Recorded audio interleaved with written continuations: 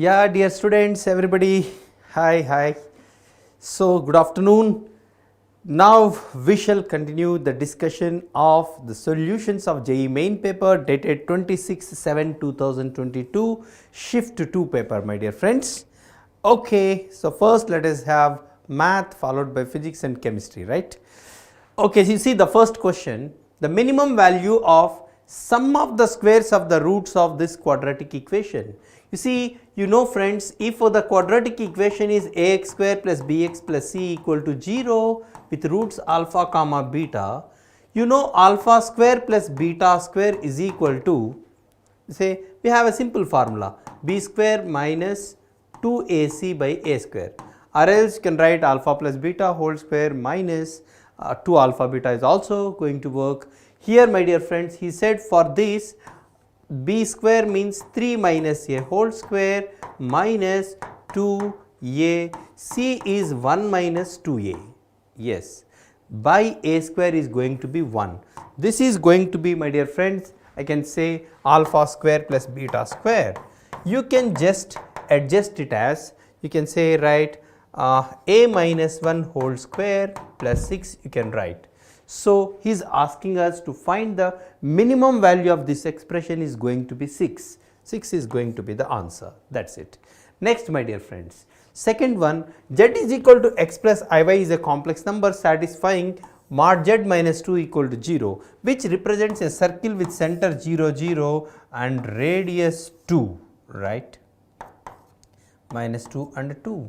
And this is like, my dear friends, in complex numbers language, it is like PA is equal to PB, where P is the variable point Z, AB are fixed point, A is I means 0 comma 1, PB, this B is nothing but 0 comma minus 5.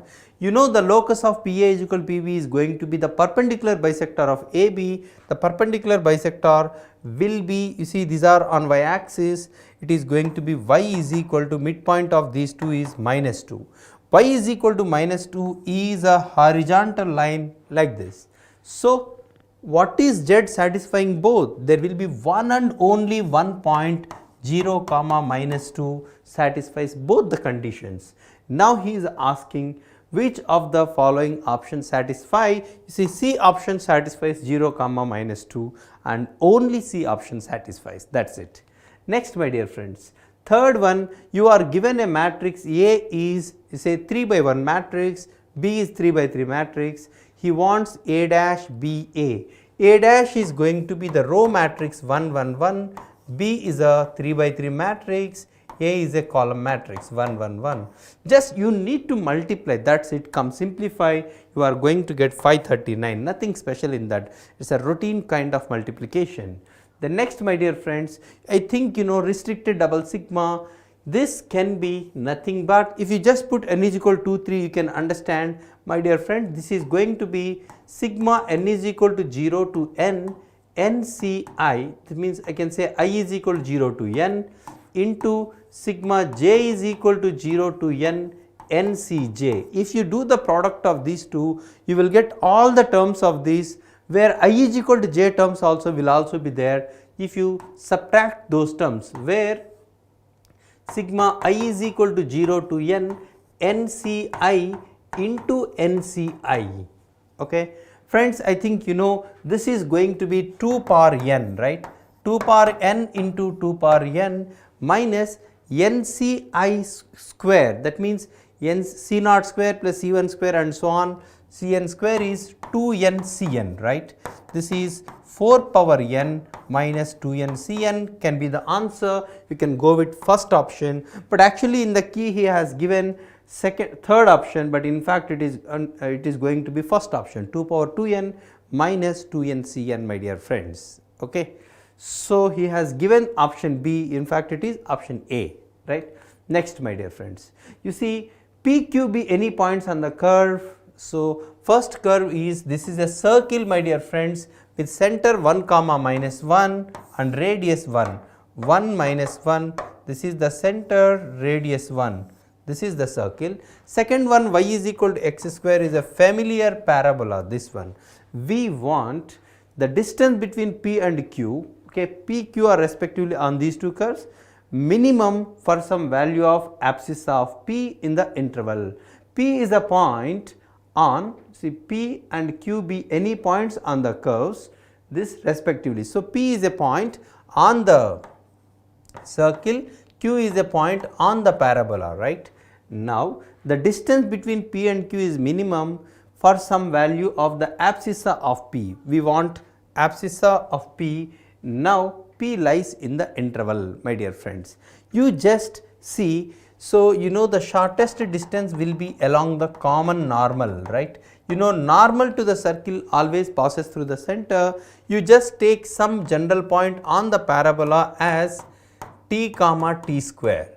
You just try to find the normal equation. How to write the normal equation, friends? So, tangent slope is from this y dash is going to be 2x at the point t, 2t is the tangent slope, the normal slope is minus 1 by 2t. So, now you can write the normal equation, that is normal, that means x plus 2ty you can write, and passing through t comma t square means t plus 2t cube. Yes, this is going to be the normal equation of the parabola at the point t. Now, it passes through the center of the circle, which is nothing but 1 comma minus 1, substitute 1 minus 2t is equal to 2 plus 2t cube. So, 2t cube, this is plus 3t minus 1 is equal to 0, my dear friends. This is the cubic equation related to this. You just solve it and accordingly you will get this particular value. Now, he is asking about if you could find this Q, you have to find P is the point on the circle. You see, first one is circle. You need to find the abscissa related point of this. Once you know t value, you can find this value, you can find this particular normal equation, so that you can find this point where it cuts near to x axis. There is a possibility you will get 2 points. You have to take near to this, accordingly we can see where this point is going to intersect, right dear friends. So, that is all about this problem. You will get it is going to be 1 by 4 comma 1 by 2. Okay. Next, you see this question, the maximum value of a for which the function, what is this function, friends? F a he mentioned here. Suppose this is f of x, which is tan inverse 2x minus 3ax plus 7, okay, is non-decreasing, means maybe its derivative you take 1 by 1 plus 4x square into 2 minus 3a. This must be greater than or equal to 0, my dear friends. So, 3a is less than or equal to 2 by 1 plus 4x square. So, a is less than or equal to 2 by 3 into 1 plus 4x square. You see, my dear friends, x belongs to minus pi by 6. So, a must be greater than even the minimum value of this. You just substitute pi by 6 here. So, you will get, my dear friends, a less than or equal to pi square by 36 means pi square by 9, 2 by 3 into 1 plus pi square by 9 is 9 plus pi square into 9, which becomes 6. A less than or equal to 6 by 9 plus pi square, my dear friends. So, he said this, in this case a maximum value possible is 6 by 9 plus pi square. So, f a bar, he called it as a bar. So, f a bar at pi by 8 you want. So, f a bar of x is nothing but, so tan inverse 2x minus 3x into this value, that is 3 into 6 into x by 9 plus pi square into, you can say, plus 7. This is the function. For this function he wants at pi by 8, replace pi by 8, my dear friends, tan inverse pi by 4, and you just substitute. If it is pi by 8 means you will get some value here. So, that is 3 pi by 4, which is 9 pi by 4, you will get minus 9 pi by 4 into 9 plus pi square plus 7. Here what he has done is, he has mistakenly taken tan inverse pi by 4 as 1 plus 7 8, he picked this particular option. but in fact friends, tan inverse 1 is pi by 4, but not tan inverse pi by 4 is 1. So, this is why for this question bonus should be given. Okay, key is not available for this question. Next my dear friends, you see this is the question. Beta is given as, you see, beta is limit extends to 0 alpha x 1 plus alpha x minus e power 3x by, you can say, alpha x into, you see, e power 3x minus 1 by 3x and into 3x you write, this becomes 1, right. So, this becomes, I can say, limit extends to 0, 1 plus alpha x is fine, e power 3x I can say its expansion, that is e power 3x means 1 plus 3x plus 9x square by 2 plus and so on you will get by, you can say, 3 alpha x square. Undoubtedly 1 gets cancelled, since x square term is there in the denominator. To get a finite one, x term must be cancelled, alpha minus 3 must be 0, so alpha value is 3. Now the limit is going to be, you see, x square coefficient, which is friends, you can say minus 9 by 2 is the x square coefficient, minus 9 by 2 by 3 alpha must be the limit which is given as beta. Beta is nothing but minus 9 by 2 into 3 into alpha, which is 3, which I can say minus 1 by 2. So, alpha is 3, beta is minus 1 by 2. He is asking us to find alpha plus beta, which is 5 by 2, my dear friends. That is all. Next, you can see this is a simple one, direct one, derivative of, okay, you can take log of, see, he has given log base 2 of derivative of cosecant x base cos x. Log cosecant x you can write minus sin x base cos x you can write, which is minus log sin x by log cos x. Okay. This is the function. Can you find the derivative of this? It is the direct derivative, u by v rule you apply and put x is equal to pi by 4, you will get the answer. That is it, you are going to get the answer to be 4, that is it. Next friends, you see integral 0 to 20 pi mod sin x plus mod cos x whole square. You know this is a periodic function with period pi by 2. So, we can take this integral as 40 into integral 0 to pi by 2 mod sin x plus mod cos x. In the first quadrant it becomes sin x plus cos x whole square dx. Now nobody can stop you, you can find the integral 0 to pi by 2, sin square x plus cos square x is 1, 2 sin x cos x is sin 2x dx. Now you can just continue the integral, my dear friends. This is 40 times here x plus sin 2x integral is minus cos 2x by 2 between the limits 0 to pi by 2. You just substitute, my dear friends, you will get the answer here. Okay, simple.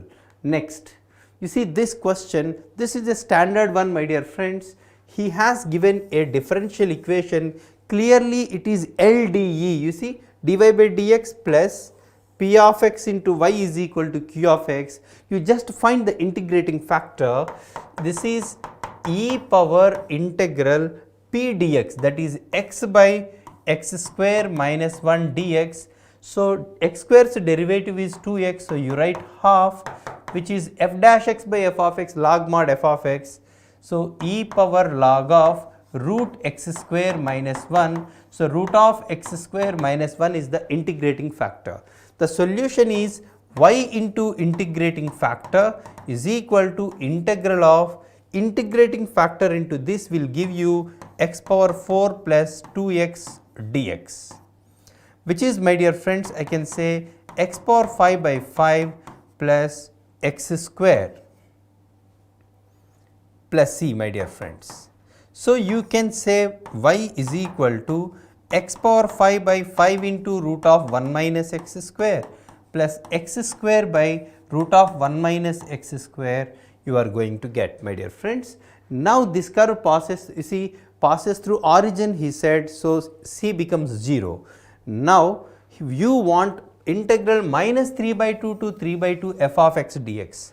If you just find integral, this is odd function, this integral will become 0, you are left with integral x square by root of 1 minus x square dx. From this is even function, you can write 2 times 0 to root 3 by 2 you can write.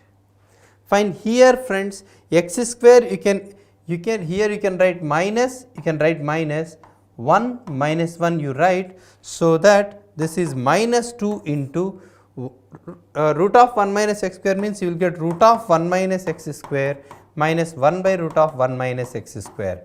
Now you can integrate this portion easily, you will get the answer friend. This is simply a standard linear differential equation. Next my dear friends, the acute angle between the pair of tangents drawn to the ellipse. What is the ellipse friends? This is 2x square plus 3y square is equal to 5. So, x square by 5 by 2 plus y square by 5 by 3 is equal to 1. This is the ellipse equation. From an outside point he is drawing the tangent, in the sense you can take the tangent like y is equal to mx plus root of a square m square, a square is 5 by 2. Y is equal to mx plus or minus root of a square m square plus b square. Okay. Now this is passing through the point 1 comma 3. 3 is equal to m plus root of 5 by 2 m square plus 5 by 3. You just prepare 3 minus m whole square is equal to 5 by 3, 5 by 2 m square plus 5 by 3 my dear friends. You will get a quadratic equation in m.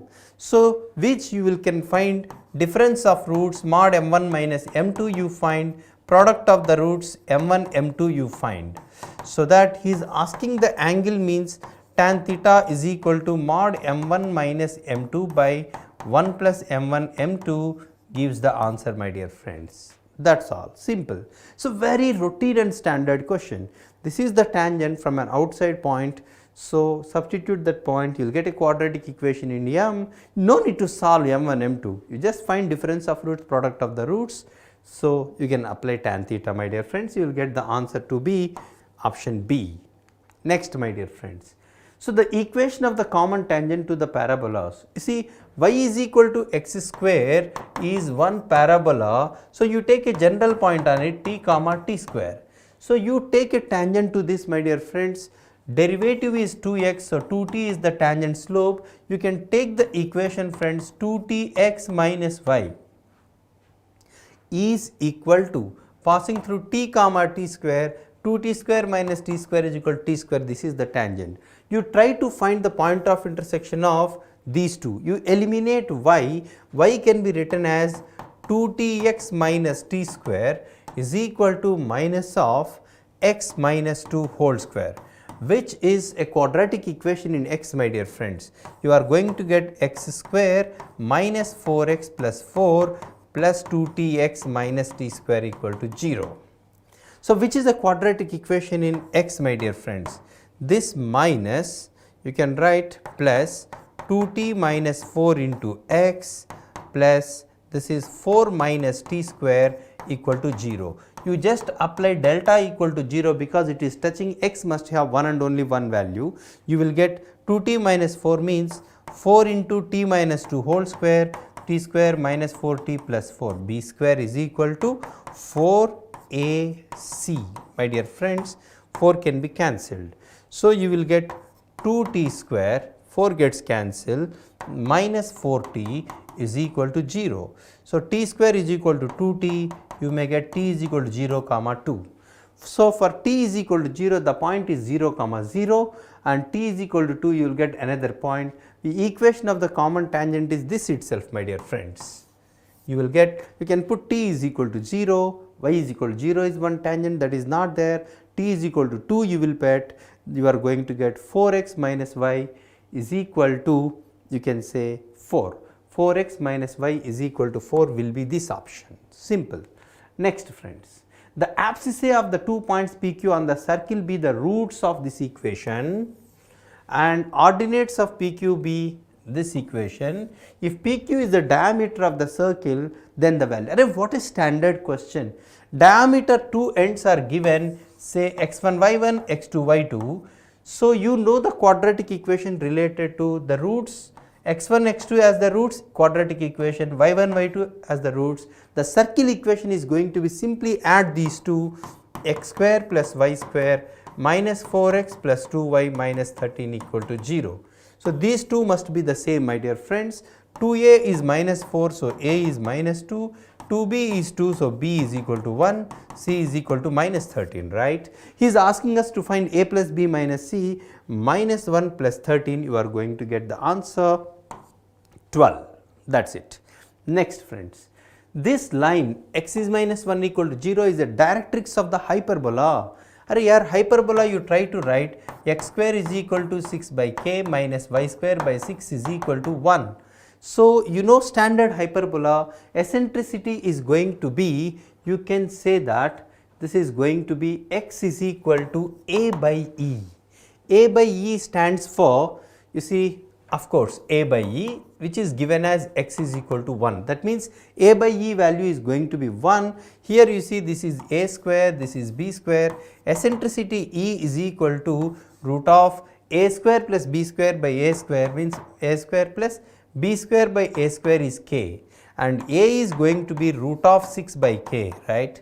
So friends, a by e is going to be, I can say, root of 6 by k into k plus 1. This is a by e, which is given as 1. So you can get, my dear friends, k into k plus 1 is 6. So k can be 2 or minus 3, two possibilities friends.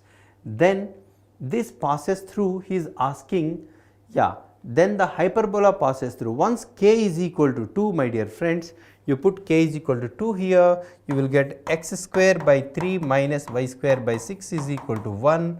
So if you take k is equal to minus 3, it cannot be hyperbola. Now you check the point which satisfies this, you can verify from answer to question. Okay friends.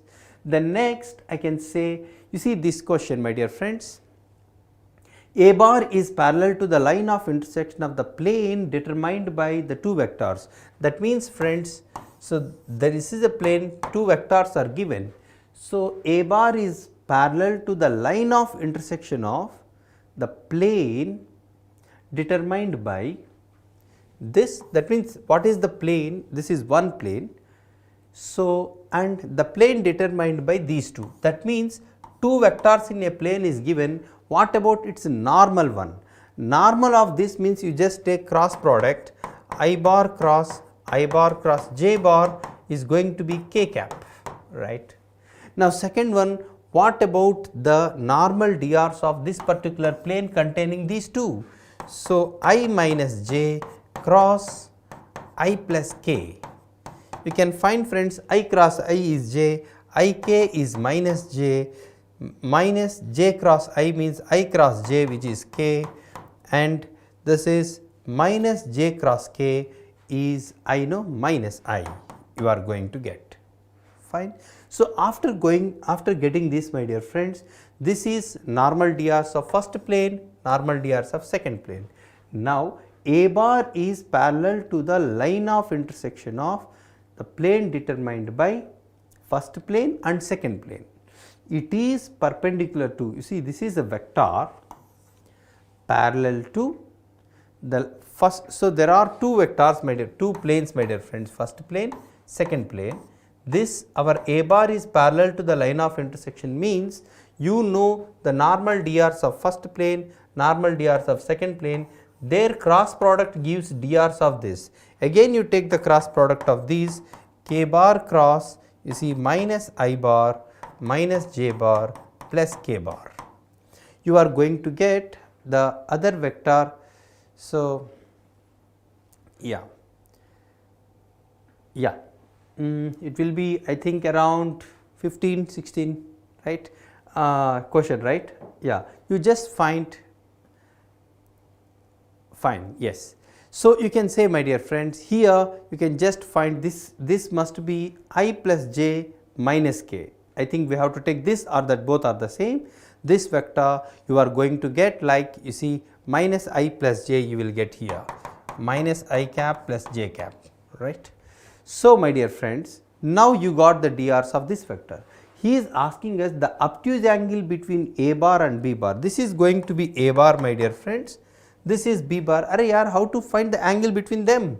A bar dot b bar by magnitude of a bar into magnitude of b bar gives you the angle, my dear friends. That's all. Accordingly, you can find the angle. If acute angle, if you get, my dear friends, automatically pi minus that acute angle is the answer. You will get the obtuse angle to be 3 pi by 4. That's it. Next, my dear friends. So, this question, sin inverse x by alpha is equal to cos inverse x by beta. Suppose, my dear friend, this is k, you will get sin inverse x is equal to k alpha, cos inverse x is equal to k beta. Sum of these two is pi by 2, you know, pi by 2 is equal to k into alpha plus beta. So, alpha plus beta you can write, you see, pi by 2k. Here you just write pi by 2k. So, pi got cancelled. You need to find sin of 4k alpha. Do remember, k alpha is sin inverse x. So, you need to find sin of 4 sin inverse x. Like sin 2 theta, you can write, let me write here, friends, sin of 4 sin inverse x means 2, you can write 2 sin of 2 sin inverse x into cos of 2 sin inverse x. Am I correct? To simplify this, my dear friends, you just take sin inverse x as some alpha. So, sin 2 alpha you want, right? 2 into sin 2 alpha means 2 sin alpha, cos alpha is this.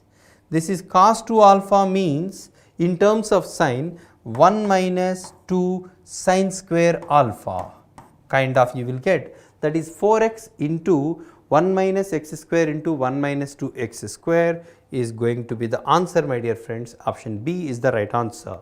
Next, the negation of the Boolean expression, right, you just find, you can just do with the help of truth tables, you can verify it is going to be option D, right.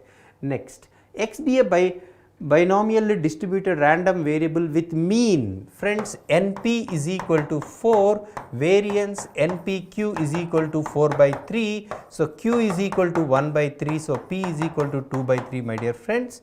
So, N is going to be 6 here. Now, he just wants 54 times P of x less than or equal to 2. 54 multiplied by Px is 0 plus Px is 1 plus Px is equal to 2. That is it. So, this is 54 into Px is equal to 0 is 6 is 0, Q to the power of 6 minus 0, P to the power of 0 plus 6c1 q to the power of 5 into p to the power of 1 plus 6c2 p to the power of 4 into 2 by 3 square. That is it. You just simplify this, my dear friends, you are going to get the answer. Okay. So, you will get the answer like 146 by 81. That is it. Okay. Next, my dear friends, this particular integral, this is very simple. Here you just multiply here with root 3 by 2 in the denominator, root 3 by 2 in the numerator. So that this becomes, my dear friends, integral root 3 by 2 plus sin 2x. Root 3 by 2 you can write sin 60 degrees plus sin 2x, and numerator also, if you multiply with root 3 by 2, you will get root 3 by 2 minus 1 by 2 into cos x minus sin x. Here, my dear students, you can write like sin c plus sin d by transformations, 2 sin c plus d by 2 means pi by 6 plus x into cos c minus d by 2. This is okay. And here also you just multiply, you will get root 3 by 2 cos x minus 1 by plus 1 by 2 sin x minus again root 3 by 2 sin x plus 1 by 2 minus 1 by 2 cos x, like this. This can be adjusted like, you see, cos of pi by 6 plus x minus cos of, you can write sin of, you can write pi by 6 minus x. You try to adjust here, that is it. So, you will get like cos A cos B minus sin A sin B kind of, so that you will get, my dear friends, this 2 you can bring this out, you can get integral 1 by sin of pi by 6 plus x minus 1 by cos of pi by 6 minus x kind of you will get. You know, you can just apply the integral now. 1 by sin theta means cosecant x, integral cosecant x is log mod cosecant x minus cot x, here minus log mod secant x minus tan x. If you simplify, you are going to get the answer to be first option. Simple, my dear friends. Next, you see the area bounded by the curves y is equal to mod x square minus 1 and y is equal to 1. You see, x square minus 1, you know the roots are minus 1 and 1. Actually, it will be like this. This is x square minus 1 curve. We want modulus of this, means it turns like this. This is going to be 1. So, y is equal to 1 is a horizontal line. Yes, the area enclosed between these two is this, which you can write. You see friend, this is equal to 1. If you just solve these two, you will get root 2, because x square minus 1 is equal to 1 means x square is equal to 2. So, you can find the area 2 times integral 0 to 1, this part, upper part is 1, this is 1 minus x square, my dear friends, 1 minus x square dx plus integral 1 to root 2, upper part is 1, lower part is x square minus 1 dx. Simple integral you can find, you will get the answer 8 by 3 into root 2 minus 1, that is it. Next, my dear friends, you see A is given 1, 2, 3, 4, 5, 6, 7, B is given 3, 6, 7, 8, then the number of elements in the set of all subsets of A such that they should not have C intersection B not equal to empty. Finally, in this set you are going to have subsets of A. Total number of subsets are 2 power 7 minus, you remove those subsets which are disjoint with B. You see, B is having 3, 6, 7, 8. So, that means if my subset is having 3 or 6 or 7, it cannot be taken in this, because I want this should not be disjoint. Disjoint you take, how many subsets you write without these elements? So, 1, 2, 4, 5, that is 2 power 4, which is, I can say, my dear friends, 2 power 32, 128 minus 16 is going to be the answer, 112 is the answer, dear students. Next, you see the largest value of A for which the perpendicular distance of the plane containing this line and this line from this point. And here how to find the plane equation containing two vectors? You see, this is the plane on which two lines are given, and the first line you know 1.1 vector, 1.1 vector. You just take the cross product of these two vectors, which gives the normal drs of the plane. Cross product means I cap, j cap, k cap, this is 1 a minus 1, this is minus 1, 1 minus a, right. You just find, my dear friends. So, I cap into a square minus plus 1 minus j cap into, you can say, a minus 1 plus k cap into 1 plus a. These are the normal drs of the plane, my dear friends. So, you can take the plane equation like, you see, a square plus 1 into x minus of a minus 1 into y plus a plus 1 into z is equal to, it passes through the point 1 1 0. You can substitute 110, so that you will get a square plus 1 minus a plus 1. So, you are going to get the plane equation like this. Now, the largest value of a for which the perpendicular distance of the plane containing these two from the point. Here you just find perpendicular distance of 2 comma 1 to this equal to root 3. If you do, you will get some quadratic equation in A. Accordingly, you can solve, you can find the value of A. That is it, my dear friends.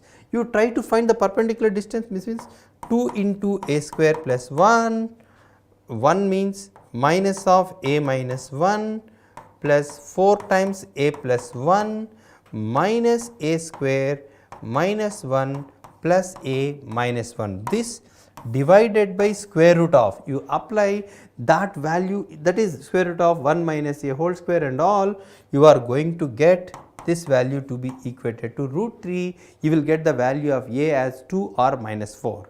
So, accordingly you just find the value of a. Largest value of a he is asking about, we need to mark that value. That is it, my dear friends. Okay. 2 you will get. Next, the numbers are to be formed between 1000 and 3000, which are divisible by 4, my dear friends, with the digits 1, 2, 3, 4, 5, 6 without repetition of digits. Okay. The total number of such numbers. You see, my dear friends, 1000 and 3000 means for the 4 digit number, unit digit must be 1 or 2, that is all. You cannot take 3, 4. So, 4 digit number, right. So, it must be 4 different digits. Divisible by 4 means these two. If this is 1, my dear friends, 1 should not be used. What numbers you can form here such that the last 2 digits are divisible by 4? You can write 24, not other than 32, 36, then 52, 56, you can write 64. Yeah. So, there are 6 possibilities here. So, 3 digits are used out of 6. This can be filled in 3 ways. You are going to get 3 into 6, 18 possibilities. Whereas, friends, if it is 2 here, these 2 digits can be, 2 cannot be used. So, you can use 1, 3, 4, 5, 6, right, 1, 3, 4, 5, 6. You can take 16, then 36, then 52 is not there, 54, sorry, 56, 64, 1, 2, 3, 4, 4 possibilities. This can be filled in 3 ways. So, 3 into 4, 12 possibilities, altogether 30 you will get, my dear friends. That is all. Next, you see, this is a standard summation. You can write here sigma k is equal to 1 to 10. You write half, 2k you can write, my dear friend. Denominator you can split like k square plus k plus 1 into k square minus k plus 1. If you could write k square plus k plus 1 minus of k square minus k plus 1, you are going to get 2k in the numerator. You just separate, my dear friends, half sigma k is equal to 1 to 10. This by this you will get 1 by k square minus k plus 1 minus 1 by k square plus k plus 1. Now, it is what we call telescopic method. Okay, VN method, we have split like this, put k is equal to 1, you will get 1 by 1 minus 1 by, you will get 3, k is equal to 2, 1 by 3 minus, so 2 means 4, 2, 6, 1, 7, 1 by 7 minus k is equal to 3 means 9 plus 3, 12, 1, 13 and so on. You can put k is equal to 10, something minus, you will get 100, 110, 111. So, these terms alternate get cancelled, you will be left with 1 minus 1 by 11, that means 110 by 1 by 11 into 1 by 2, my dear friends, you will get 55 by 111 is the answer, which is the m by n. He is asking m plus n. 166 is the answer, my dear friends, you will get the answer, right, 166. Next, the sum of solutions of the system of equations. Arey yaar, it's a very simple trigonometric equation. 2 sin square theta and cos 2 theta, you can write 1 minus 2 sin square theta is equal to 0. So 4 sin square theta is equal to 1. So sin square theta is equal to 1 by 4 sin theta can be plus or minus 1 by 2. That is one thing. You need to take the solutions of these in the interval 0 to 2 pi. Sin theta 1 by 2 means 0 to 2 pi, you will get 30 degrees, 150 degrees, again you can say 30 degrees, 150 degrees, 180 plus 30, 110 degrees, 360 minus 30, 330 degrees. These are the possibilities, and the sum of all the solutions is asking about. This is another quadratic equation. Cos square theta, you can write 1 minus sin square theta, 2 minus 2 sin square theta plus 3 sin theta is equal to 0. So you can take 2 sin square theta minus 3 sin theta minus 2 equal to 0, right. So from this, my dear friends, you can solve the equation. You will get sin theta is equal to, I think, minus 1 by 2 comma 2. Is it fine? Sum of the roots 3 by 2, but sin theta cannot be 2. Sin theta minus 1 by 2, you can take the relevant solutions. So accordingly, we have already written those. Sin theta minus 1 by 2, in the sense we will get 210 degrees and 330 degrees. You can find the sum. He said it as k pi. You can find the value of k, my dear friends. Okay, right. K is going to be 3. You are going to get. Next, you see, this is very basic question in standard, which is repeated in many times in JEE Main. The mean and standard deviation of 40 observations is 30 and 5, means sigma xi is 30 initially by actually 40 items. So sigma xi is going to be 1200, okay, and he said standard deviation means sigma xi square by n minus average square is going to be under root, give standard deviation 5 is equal to 25. So sigma xi square is going to be 925 into 40. Yeah. Now what happened, you know, he has removed these two items 12 and 10. What is the new sigma, my dear friends? So old was 1200, from this 12 and 10 must be removed, which is going to be 22 must be removed, 1178 is the new sigma, and new sigma xi square. So you can also find new average. Sigma xi by number of items are 38 now, 1178 by 38 you have to take. Now new sigma xi square is 925 into 4, 3600, 3700, right. So 3 zeros, minus 12 square is 144, 10 square is 100. You will get new sigma xi square. Now you just apply. He is asking, after omitting the two wrong observations from the data, find 38 sigma square. That is 38 into variance new sigma xi square by 38 minus new average, that is 1178 by 38 square, gives the answer, my dear friends. You just multiply with this, you will get the answer. Okay friends, this is going to be your 238 is going to be the answer, my dear friends. 238, that's it. Okay, next, you just see the plane passing through line 1, and line 1 it is given in unsymmetric form, friends. The plane passing through line is given indirectly like the point of intersection of two planes. So that plane, if you feel it as plane 1, plane 2, so can I take the required plane like pi 1 plus lambda pi 2? Yes, you can take L, you can write like Lx minus y plus 3 into 1 minus L into z minus 1 plus lambda into, you can take x plus 2y minus z minus 2 equal to 0. You can rearrange it like L plus lambda into x plus minus 1 plus 2 lambda into y plus 3 into 1 minus L minus lambda into z plus, you can write minus 1 minus 2 lambda equal to 0, right? Fine. Now, this is the one. He is saying this is perpendicular to the second plane. So, 3, 2, 1. If you apply dot product is equal to 0, you will get an equation connecting L and lambda. He has said with this. So, you can take the proportionality with this, perpendicular means, and you can also take L plus lambda by 3 is equal to 2 lambda minus 1 by minus 8 is equal to 3 into 1 minus L by 7. You can compare the things even, accordingly you will get lambda value and L value. Now, theta is the acute angle between L and y axis. How to find the L drs? L is the line drs you have to find.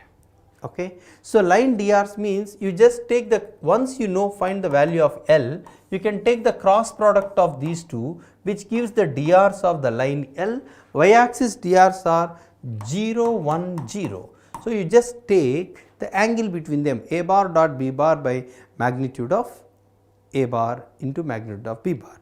You will get the angle, my dear friends. He is asking 415 cos square theta value, which is going to be 125 you will get. So, just simple working, my dear friends. So, or else otherwise this plane, the lane is perpendicular to this plane, this is perpendicular to this plane. So, you can take its drs are same like say PQR. So, you can take dot product with these two, and this is perpendicular to first plane, second plane, you can also do that. Okay. Next, you see my dear friend, this is another differential equation we got. So, what is this? LDE dy by dx is equal to plus minus 1 into y is equal to 2 minus e power minus x. LDE, integrating factor is e power integral p dx, right. So, this is e power minus x. Therefore, the general solution is y into e power minus x is integral of e power minus x into that is 2 into e power minus x into e power minus 2x dx. You can just write, my dear friends, y into e power minus x is equal to 2 into e power minus x by minus 1 minus e power minus 2x by minus 2 means this plus c. Now, you just multiply, he said limit extends to infinity, this must be finite. You can write y is equal to minus 2 plus you can take e power, you see y into integrating factor is equal to integrating factor into, you have to write the given function 2 minus e power x, that is 2 minus e power x minus 2 into e power minus 2x we got, and limit extends to infinity, you have to get finite in the sense c value must become 0, because as extends to infinity all these things must become 0. Okay. So, c must be 0. So, you will get y is equal to minus 2 plus e power minus x by 2. This is the thing. Now, what you need to do is AB respectively the xy intercept of the tangent of the curve at x is equal to 0. Again you find the derivative, my dear friends. Again you find its derivative, y dash is equal to e power minus x into 1 by 2 into minus 1 2. When x is equal to 0, this is minus 1 by 2. Tangent slope is minus 1 by 2. Point is when x is 0, what is the point, my dear friends? This is going to be 1 by 2, minus 2 plus 1 by 2 is minus 3 by 2, right. You know the point and slope, you can find the tangent equation. So, you can find x intercept and y intercept of the line. So, you can find a minus 4b, that is it. Next, my dear friends, the different a and p are constructed with the first term 100 and last term 199 of an AP. Okay. And the integral common differences, common difference must be an integer. The sum of the common differences of all such APs having at least 3 terms and at most 33 terms. Suppose friends, there are n arithmetic means are inserted here. Common difference D is equal to B minus A by n plus 1, which is 99 by n plus 1, my dear friends. Since d is integer, n plus 1 value cannot be 1. If it is, cannot be, you see, suppose you take, it can be 3, it can be 9, it can be 11 or 33. That means n can, in this case, d values. So, the respective d values will be, if it is 3, your n plus 1 value. 3 means you will get 33, 9 means 11, 11 means 9, 33 means 3. But in this case, n plus 1 is equal to 3 means there are n plus 2 terms. 4 terms fine, 10 terms fine, 12 times fine, 34 times not possible terms, because at most 33 terms he said. So, the possible common differences are going to be 33, 11 and 9. 20, 53 is the answer. The sum is going to be 53. Next, my dear friends, you see the number of matrices A, B, C, D, where A, B should be taken from these 12 numbers such that A is equal to A inverse, my dear friends. A is equal to A inverse means A square is equal to I. A square means ABCD multiplied by ABCD is equal to 1001. That means, my dear friends, you will get this element. You can write here like, yeah, let me write directly rather writing the matrix again. First element, A square plus BC must be 1. You see, AB plus BD. AB plus BD must be 0. Again, AC plus CD. AC plus CD must be 0. And again, BC plus D square must be 1. See, these are the 4 conditions our A, B, C, D must satisfy. Now, my dear friends, this is 0 in the sense this is B into A plus D 0, C into A plus D 0. Here, if you subtract, you will get A square minus B square equal to 0. A square minus D square, that is A plus D into A minus D is equal to 0. So, friends, you can split the problem into 2 cases. One is A plus D 0, other is A minus D 0, that means A is equal to D. When A plus D is 0, my dear friends, you see here B, this condition is satisfied, this condition is satisfied. Now, coming to here, you see, if A plus D 0 means, friends, AD has possibilities, AB must be taken in this minus 1, 1, 1 possibility, 1 minus 1, 1 possibility, 0, 0, 1 possibility. So, case 1, minus 1, 1 case let us discuss. So, if A is minus 1, D is 1, my dear friends, you see, you come to this particular condition. Here, A square is 1, so BC must be 0, because those 2 conditions are anyhow satisfied. Here D square is 1 means BC must be 0. BC must be 0 means B is 0, C can take any of the 12 possibilities, minus 1, 0, 1 and so on 10. Or C 0 means B can take any of the possibilities and so on 10. So, here 12, 12, 24 possibilities, 0, 0 is common to both. So, 23 possibilities you will get. In the same way, 1 minus 1 case also the same, another 23 you will get. The another case is 0, 0. If AD is 0, 0, my dear friends, A 0, D 0 means BC must be 1. BC 1 means B minus 1, 1, 1 minus 1, you will get 2 possibilities here. So far, friends, 46 plus 2, 48 possibilities you are getting in this case, my dear friends. Then what about A is equal to D case? A is equal to D is equal to 0 is the case where we have seen A plus D equal to 0. So, you just see A is equal to D not equal to 0, because A 0 D 0 case we have already counted. A is equal to D but not equal to 0. In that case, if A is equal to D, what happens, friends? Here, what about this condition?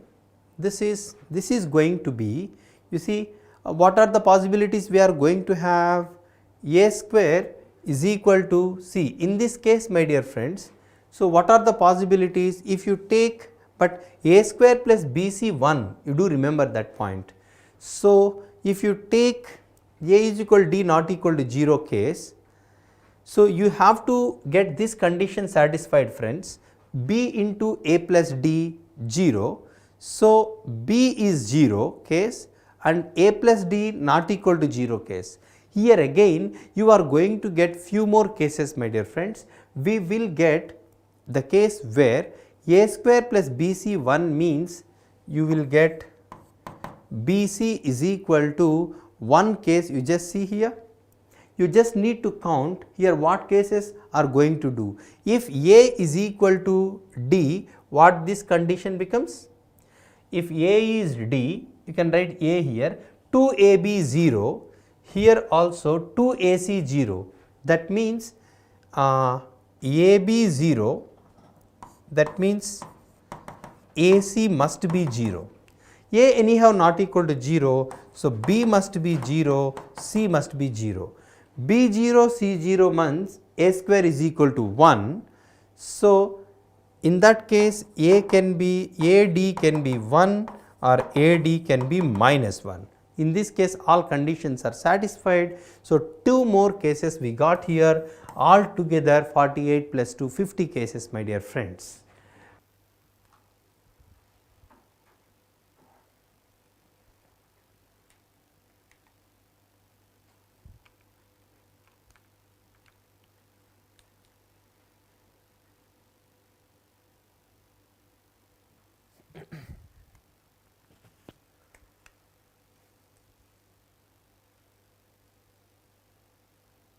Hello everyone, my name is Chetan Kumawat and I am physics faculty at Infinity Learn by Sri Chaitanya. So today we are here to discuss the JEE Main solution of 26th July Shift-2 evening session. Basically we are going to discuss.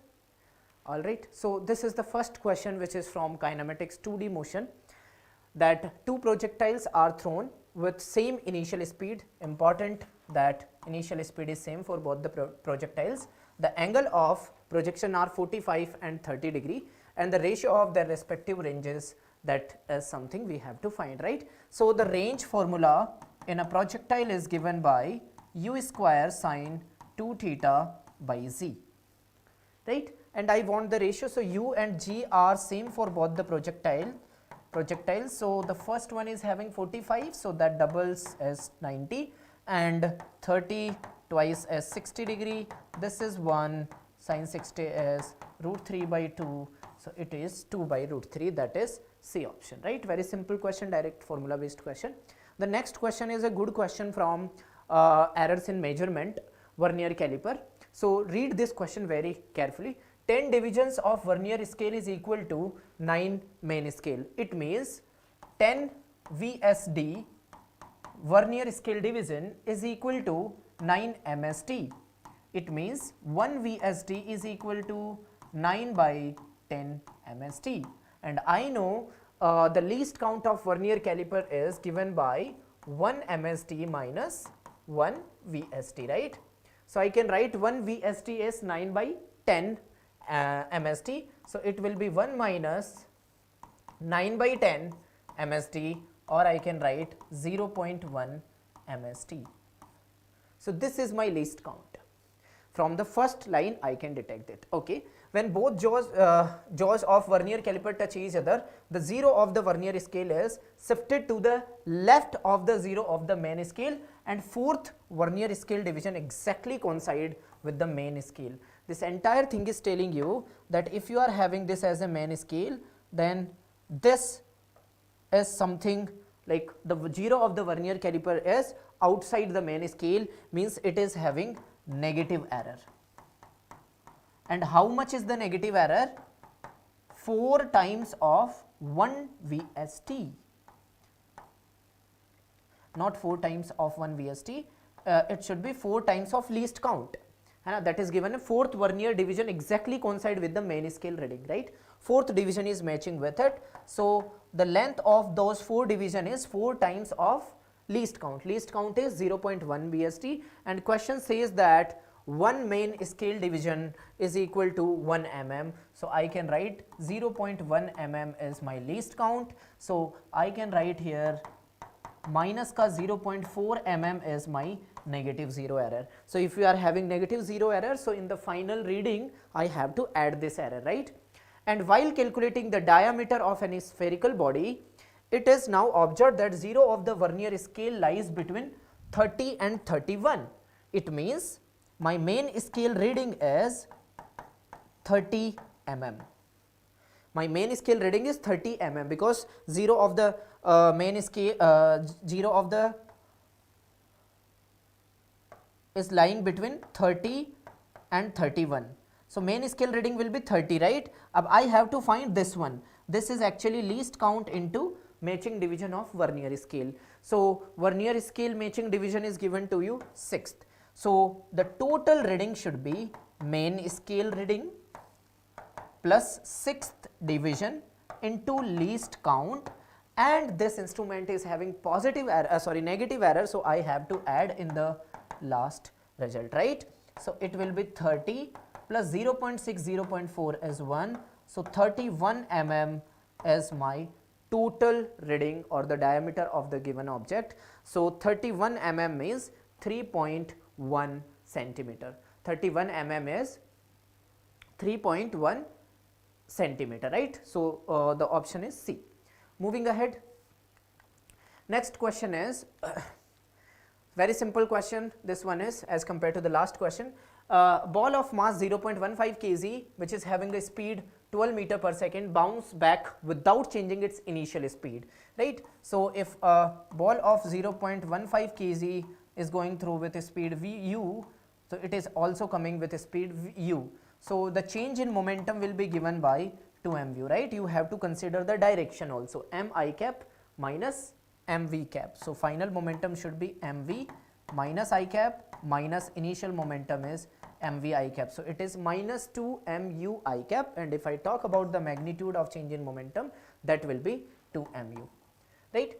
Okay, if the force applied by the wall on the during the contact is 100 Newton, we have to find the time of duration. So by Newton second law I can write that this is given by delta P by delta T, and I have to find delta T. So it is 2 mu by force, right?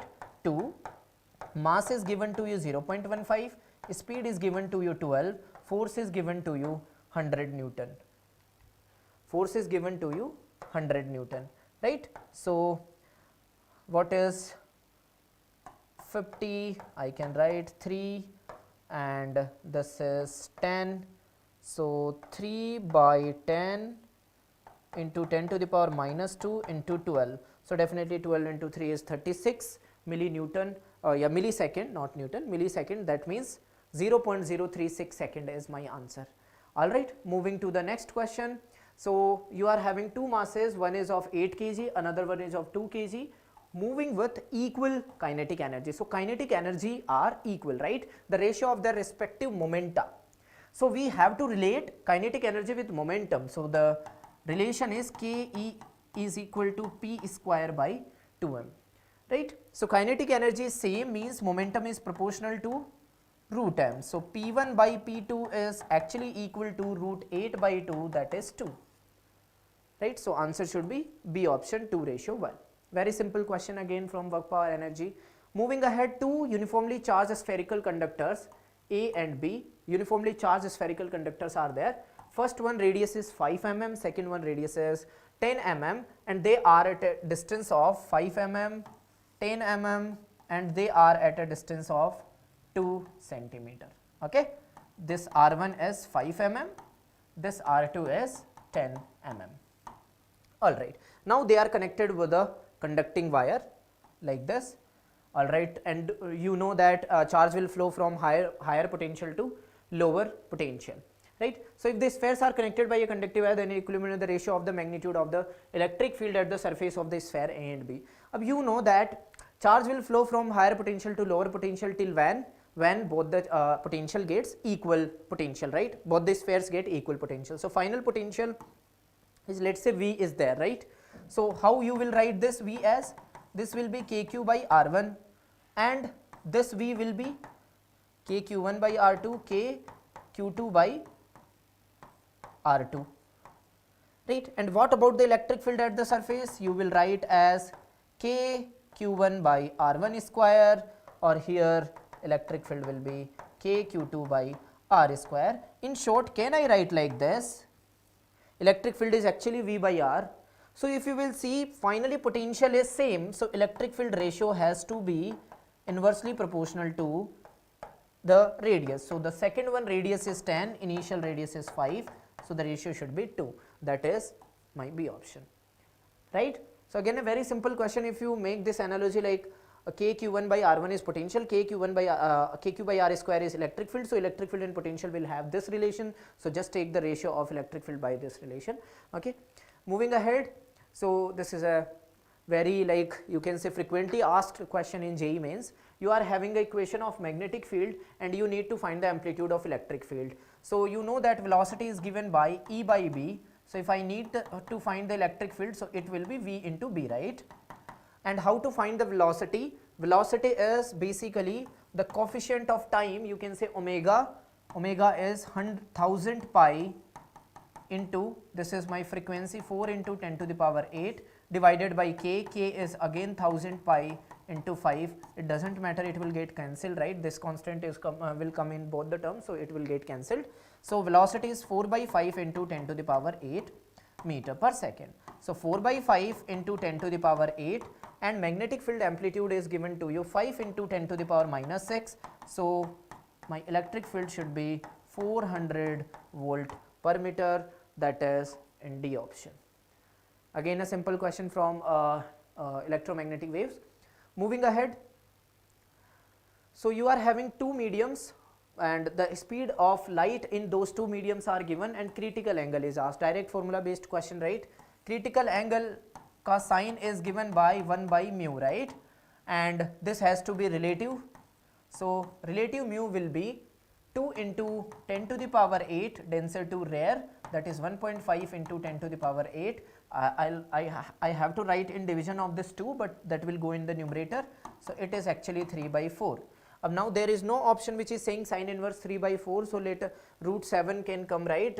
If you find tan theta from sin theta, so you will make a triangle, very simple, right? This is 3, this is 4, so this will be root 7 and this is my theta c. So I can write in this triangle tan theta c is perpendicular upon base. So theta c is tan inverse 3 by root 7, that is first option, right? Simple question again. Moving ahead, a body is projected vertically upward from the surface of the earth with a velocity equal to 1/3 of escape velocity. So you are throwing a body with a speed of VE by 3 and you know that escape velocity on the surface of the earth is given by 2 gm mass of earth divided by r, right? So the maximum height attained by the body is, you know that at maximum height velocity will be 0 and there is only conservative force, one force is there, gravitational force, so we can conserve the mechanical energy, right? So I can write K1 plus U1 is equal to K2 plus U2 and kinetic energy initially is given by m VE by 3 ka whole square and potential energy is given by minus of G m by r because we are at the surface of earth. Moving ahead, finally kinetic energy is 0 because we are talking about maximum height, and finally potential energy is minus Z mm upon r plus s. But let me read the question first because they can ask you from the center and from the surface. So it is written that maximum height attained by the body. So if it is only written maximum height, then it is always measured from the surface of the earth, means we have to find the h value.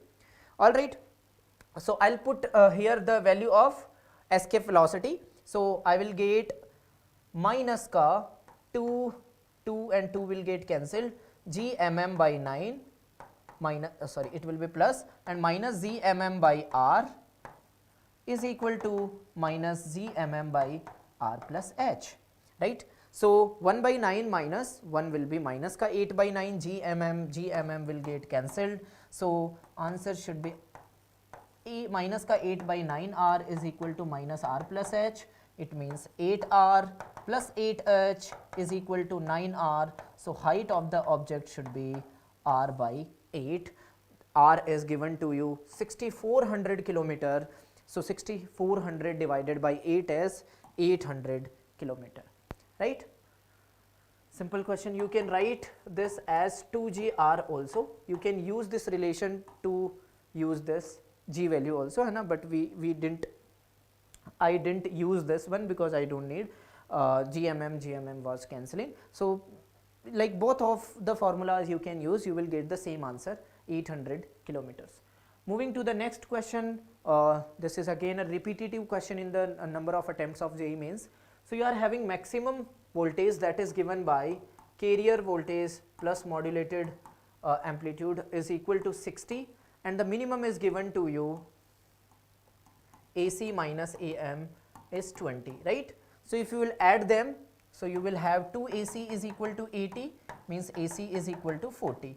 If you will subtract them, then 2 AM is equal to 40, means AM is equal to 20. You have to find the modulation index, that is AM by AC, so it will be 1 by 2, that is 50%, means B option, right? Moving ahead, so a nucleus of mass M which is at rest. Now it is splitting in two parts, one is having mass m by 3, other one is having mass 2m by 3. If initial momentum is 0, so if there is no external force, final momentum also has to be 0.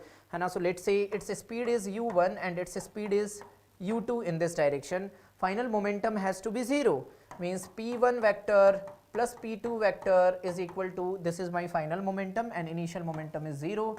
So I can write that magnitude of final momentum will be equal. If magnitude of final momentum is equal, so lambda, the Broglie wavelength, is given by h upon p. So if p is same, so definitely lambda will be same, means C answer. Moving to the next question, an ice cube of dimension this. I would say this is a tough question, but yeah, good question. So you are having a ice cube here. Okay. Now there are three dimensions. Basically, it's not cube. It's actually there they have written cube, and there they have written the dimension of cuboid, right? So it's not cube, actually it's a cuboid. So it is having 60 centimeter, 50 centimeter and 20 centimeter. All right. Now it is actually like covered with some insulation. It is actually covered with some insulation. Like there are 6 faces, right? So this whole cube is covered with 6 faces, and that insulation thickness is given to you 1 centimeter. That insulation thickness is given to you 1 centimeter. The box keeping the ice cube at 0 degree centigrade. This is at 0 degree, and temperature brought to the room temperature as 40 degree centigrade. The rate of melting of ice is approximately. So the insulation which is here outside the room temperature is having 40 degree centigrade temperature, right? So just imagine, like higher temperature is this one, lower temperature is this one, so there will be heat conduction from higher temperature to lower temperature, due to which ice will melt, and we have to find like how much mass per unit time it will melt, right? So you know that due to conduction, heat is given by Ka delta T by length, that is heat per unit time, means ml divided by time. That is the heat required to melt the ice, ml divided by time, and this is something I need to find. This is something I need to find, right? Now very important thing you need to understand, that there are 6 conduction, because you are having 6 surface, top, bottom, left, right, front, back, right? So make sure you are taking cross sectional areas very carefully. So you can say like this cross section area will be 50 into 20, this one will be 60 into 50, and the remaining one is 60 into 20, and 3 surfaces are also this. So I can ask you like what is the total surface area of cuboid.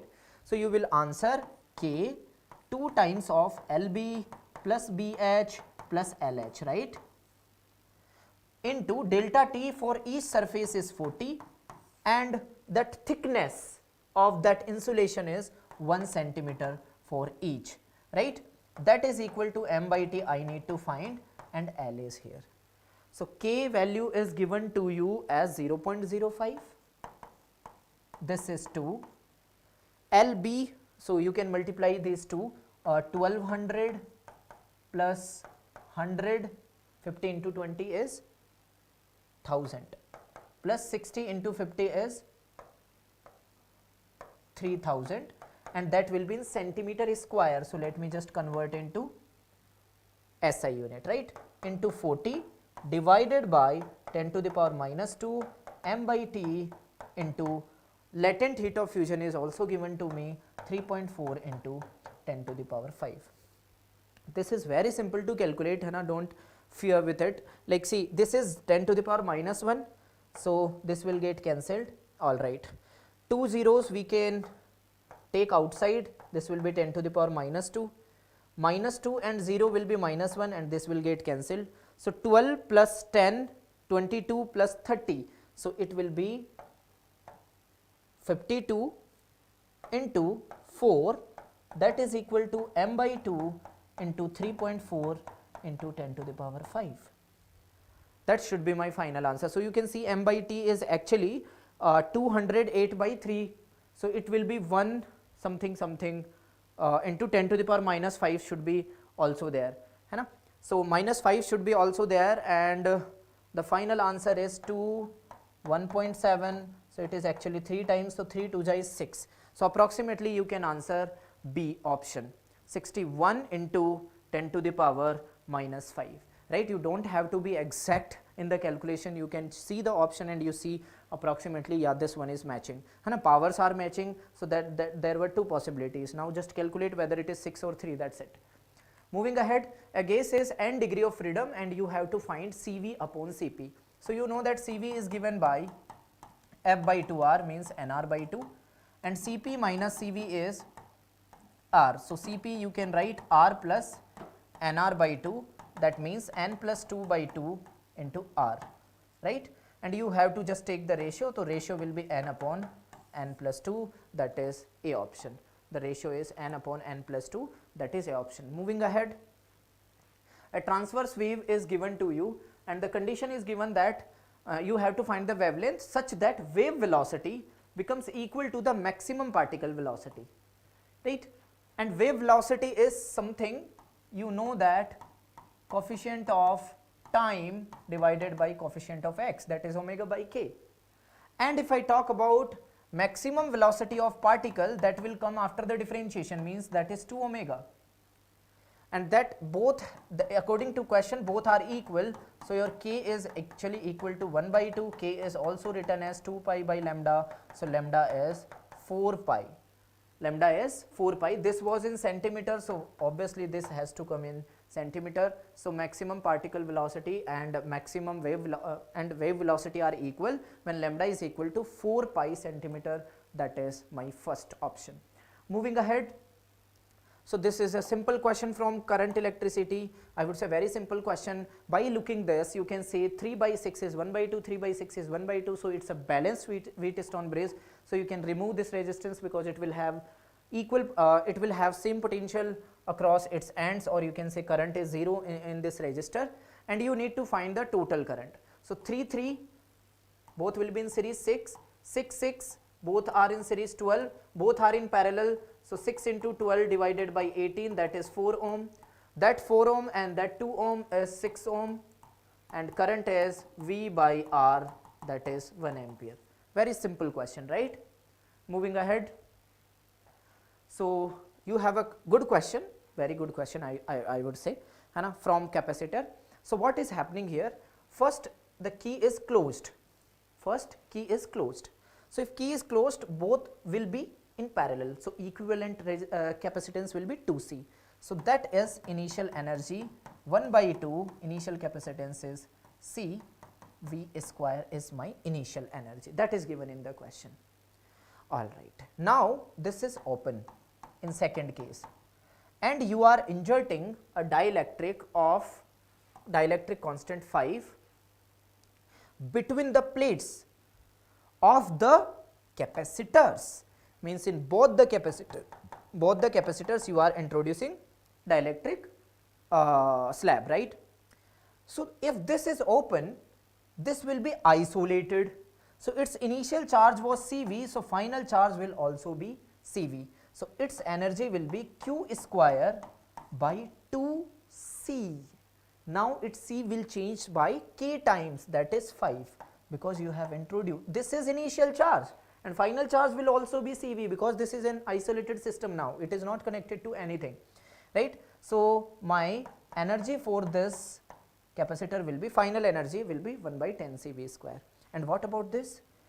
This is having same potential difference, but its capacitance is increasing by 5 times because you have introduced a slab. So the total energy will be, in the second case, 5 by 2 plus 1 by 10 CV square.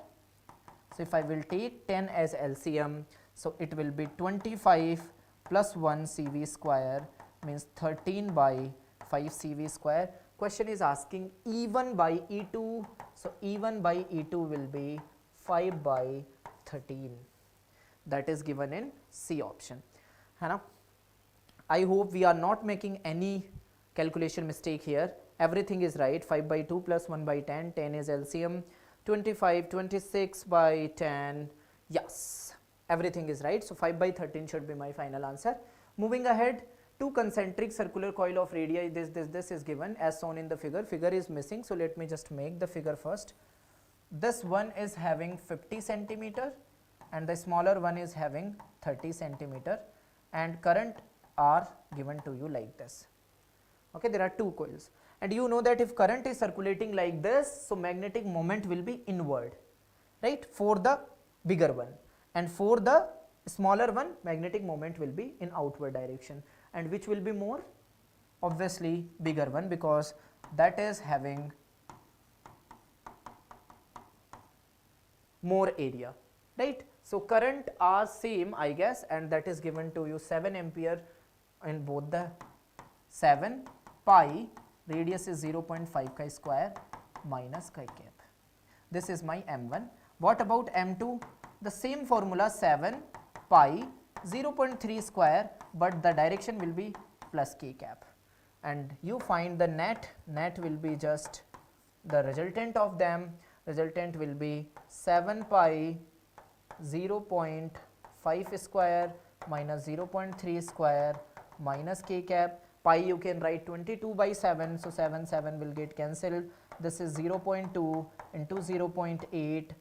Okay, so this is 4.4 into 0.8, so it is actually 3.52 minus k cap. 3.5 means 7 by 2 minus k cap, right. So B option is right answer. Direct formula based question, I should say, and obviously you have to know the direction of magnetic moment, so I will put this question in easy category.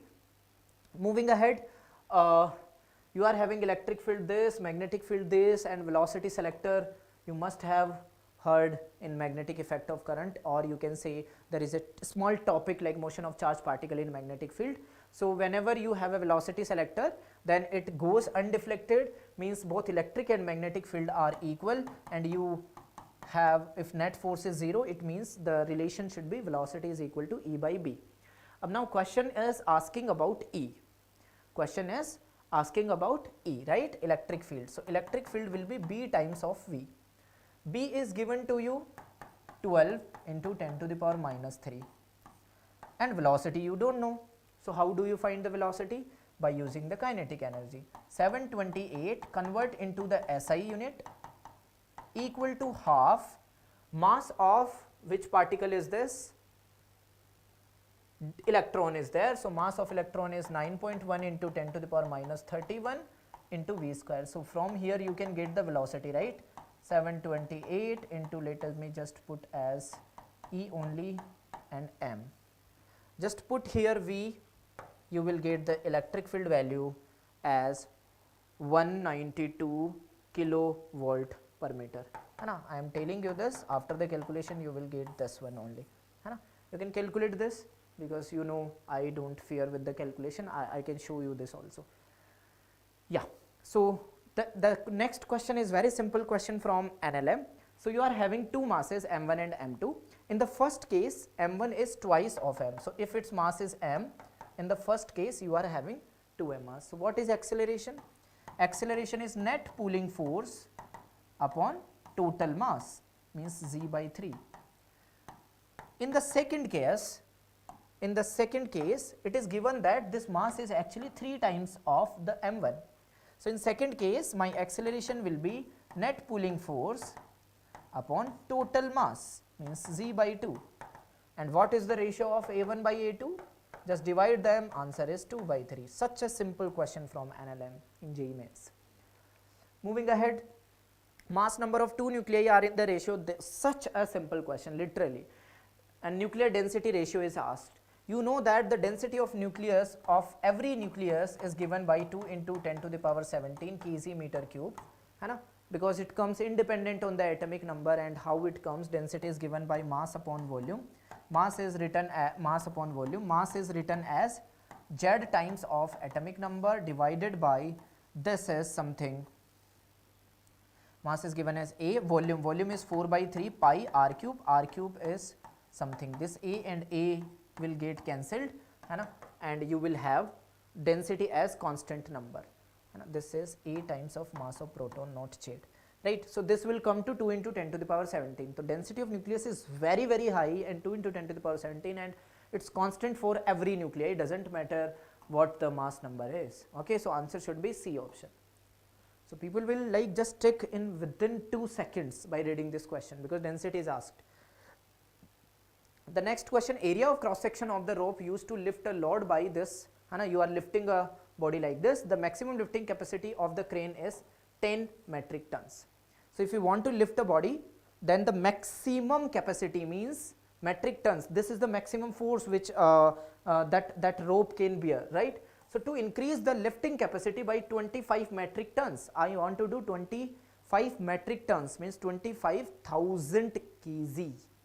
Okay. So, the required area of cross section of the rope should be, rope is same, the material is same, means its breaking stress will be same. It means force upon area in first case will be equal to force upon area in second case. In first case, force is actually 10 metric tons, and you can multiply by G, does not matter. In second case, 25 into G, because the ratio will get cancelled. A1 is given to you 2.5 into 10 to the power minus 5, A2 you have to find, right. So, it is 2, it is 5, so A2 is actually equal to 1.25, if you will do 5 times means 6.25 into 10 to the power minus 4 meter square, that means A option. Alright, simple question again. Moving ahead, this is a very basic question, but obviously little bit according to the vector chapter, this is a little bit higher concept, right. You can say the projection wala part we do not generally read, but in the application of dot products we do read this topic, how to find the component of a vector on the another vector. So, this length is given by A vector dot B cap, so you can write B cap as B vector divided by mod B, and if you will do the dot product, so it will be 2 plus 6 minus 2, that is 6 divided by magnitude of B, that is actually 1 plus 4 means 3, so the component is 2, so answer will be 2 meter. So, if you will project A vector on B, so this component length will be 2 meter. Moving to the next question, the radius of gyration of a cylindrical rod. So, you are having a rod like this, cylindrical rod, and you want to rotate perpendicular to its length and passing through the center like this. What will be the moment of inertia? It will be ml square by 12, right. And how to find the moment of radius of gyration? Just do it equal to mk square, then k will be L upon 2 root 3. The length is given to you 10 root 3, so 10 by 2 is simple 5. So, 5 meter is my radius of gyration. Simple question again from rotation. This looks like a very big question, very hard question, but this is again a very simple question. You just have to apply the Snell's law at this point. Okay. So, in the figure, face AC of the equilateral prism is immersed in a liquid, means this side you are having a liquid, and the refractive index of the prism is given to you 1.5, that is 3 by 2. For incident angle, this angle is also given to you as 60 degree at the side AC. Refracted light beam just grazes along AC, means actually you can say this is a critical angle. So, if you apply the Snell's law here, mu1 into sin theta is equal to mu2 that we have to find into sin theta, angle is measured from normal. So this is 90 degree, right? So n value is 1.5 into sin 60 is root 3 by 2, right? So we have to find in that term 1.5 can be written as 3 by 2 into root 3 by 2. So this is root 27 by 4. So if you will compare these two expressions, the value of x is 27, right? That is my answer. Moving ahead, again a simple question from binding energy. So in these type of question we have to focus like not binding energy, the question says binding energy per nucleon, right? And if you want to find the Q value, means binding energy of product minus binding energy of reactant you have to do.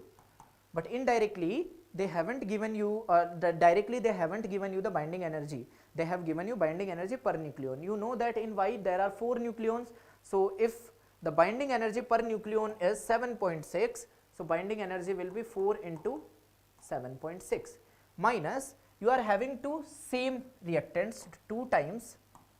This is binding energy per nucleon and number of nucleon in X is 2, so this is 1.1. This is binding energy of 1x, we are having 2, that is why there is a 2, right? So 4 is LCM, 4 is common, 7.6 minus 2.2, that is 4 into 5.4, and it is 20, 20 and 21.6 mega electron volt is my answer.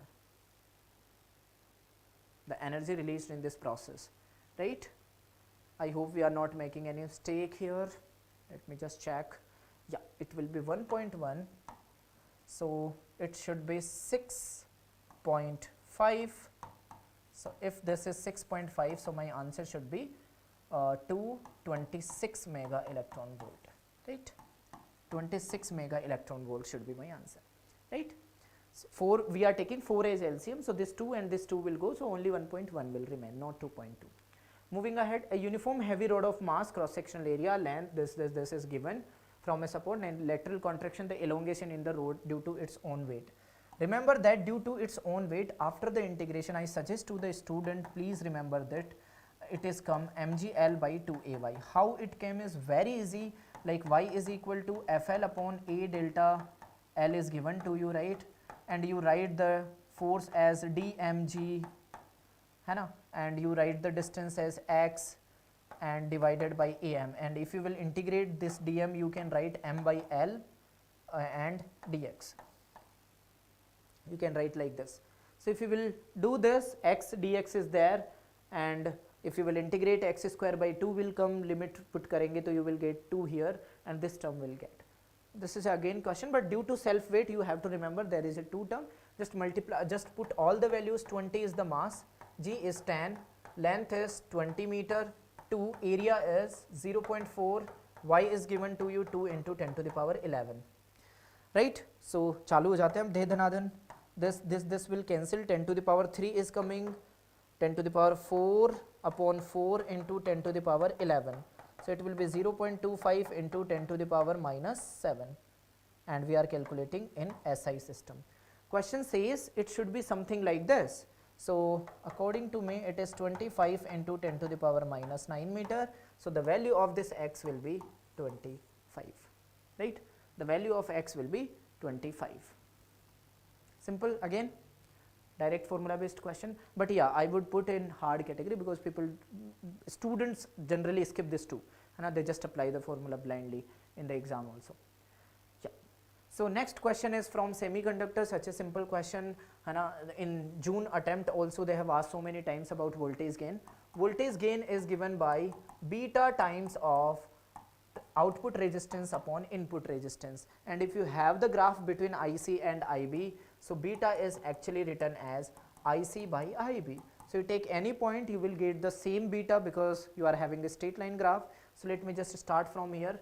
IC is 5 milliampere, and at this 5 milliampere IB is given to you 100 microampere. So it is actually 5000 divided by 100, so it is 50, right? So voltage gain will be 50 into output resistance is load resistance, that is 2 kilo ohm, and input resistance is 0.5, so it is 200. voltage gain is dimensionless or unitless quantity. So 200 is my final answer. Moving ahead. So this is again I would put in difficult category, but yeah, according to the concept this is a simple question. Why? Because you have to just apply the Coulomb's law. Like there have been so many years where people are not asking the direct question from Coulomb's law, but this is a direct question from Coulomb's law, believe me. How? Let us just read the question first. So 3-point charges of this are located at the vertices ABC of a right angle triangle whose sides are 3 centimeter, 3 centimeter and 3 root 2. So sides are given like this. So definitely this angle has to be 45 because two sides are equal and it is a right triangle. Alright. So these distances are in centimeter. A is the right angle corner.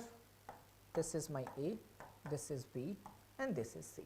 And at A you have 5 microcoulomb charge and here 0.16 microcoulomb and here B, and C, at C you are having 0.3 microcoulomb. Right, all the distances, all the charges we know. We have to find the charge at like force at A. We have to find the force on this particle. So due to this charge force will be repulsive. Due to this force is again repulsive, right, because all are positive. So let us just calculate the value of F1. F1 is K is 9 into 10 to the power 9 into Q1, that is 5 into 10 to the power minus 6 into Q2, that is 0.16 into 10 to the power minus 6, micro is 10 to the power minus 6, divided by distance square, so 9 into 10 to the power minus 4 after converting in SI unit, right. So this 9 and this 9 will get cancelled and it will be 0.8 into 10 to the power minus 3, so 8 into 10 to the power minus 4 Newton is answer. Minus 3, no, there is minus 4 also, so answer will be 8 Newton, right. This is my force 1. What about force 2? Again same formula, K, Q1, Q2 upon R square. This distance is again 3, so it is 9 into 10 to the power minus 4. 9 will get cancelled, so it will be 15 Newton. Well, how 15 Newton? 9 minus 12 is minus 3, minus 4 is there, 10 if you will multiply, 0.3 will become 3, 5 into 3 is 15 Newton. So you are having two forces, this one is 15 Newton, this one is 8 Newton and both are at 90-degree angle, so the resultant will be 8 square plus 15 square, that is 225 plus 64 means 982 means 17 Newton. 289 square root is 17 Newton. So this A particle will experience 17 Newton force. So I would say calculative question, even calculation is also small, है ना, but people get afraid कि वो ऐसा क्या दे दिया, we cannot do this, ऐसा नहीं है ना. So I would put it this question in easy to moderate category.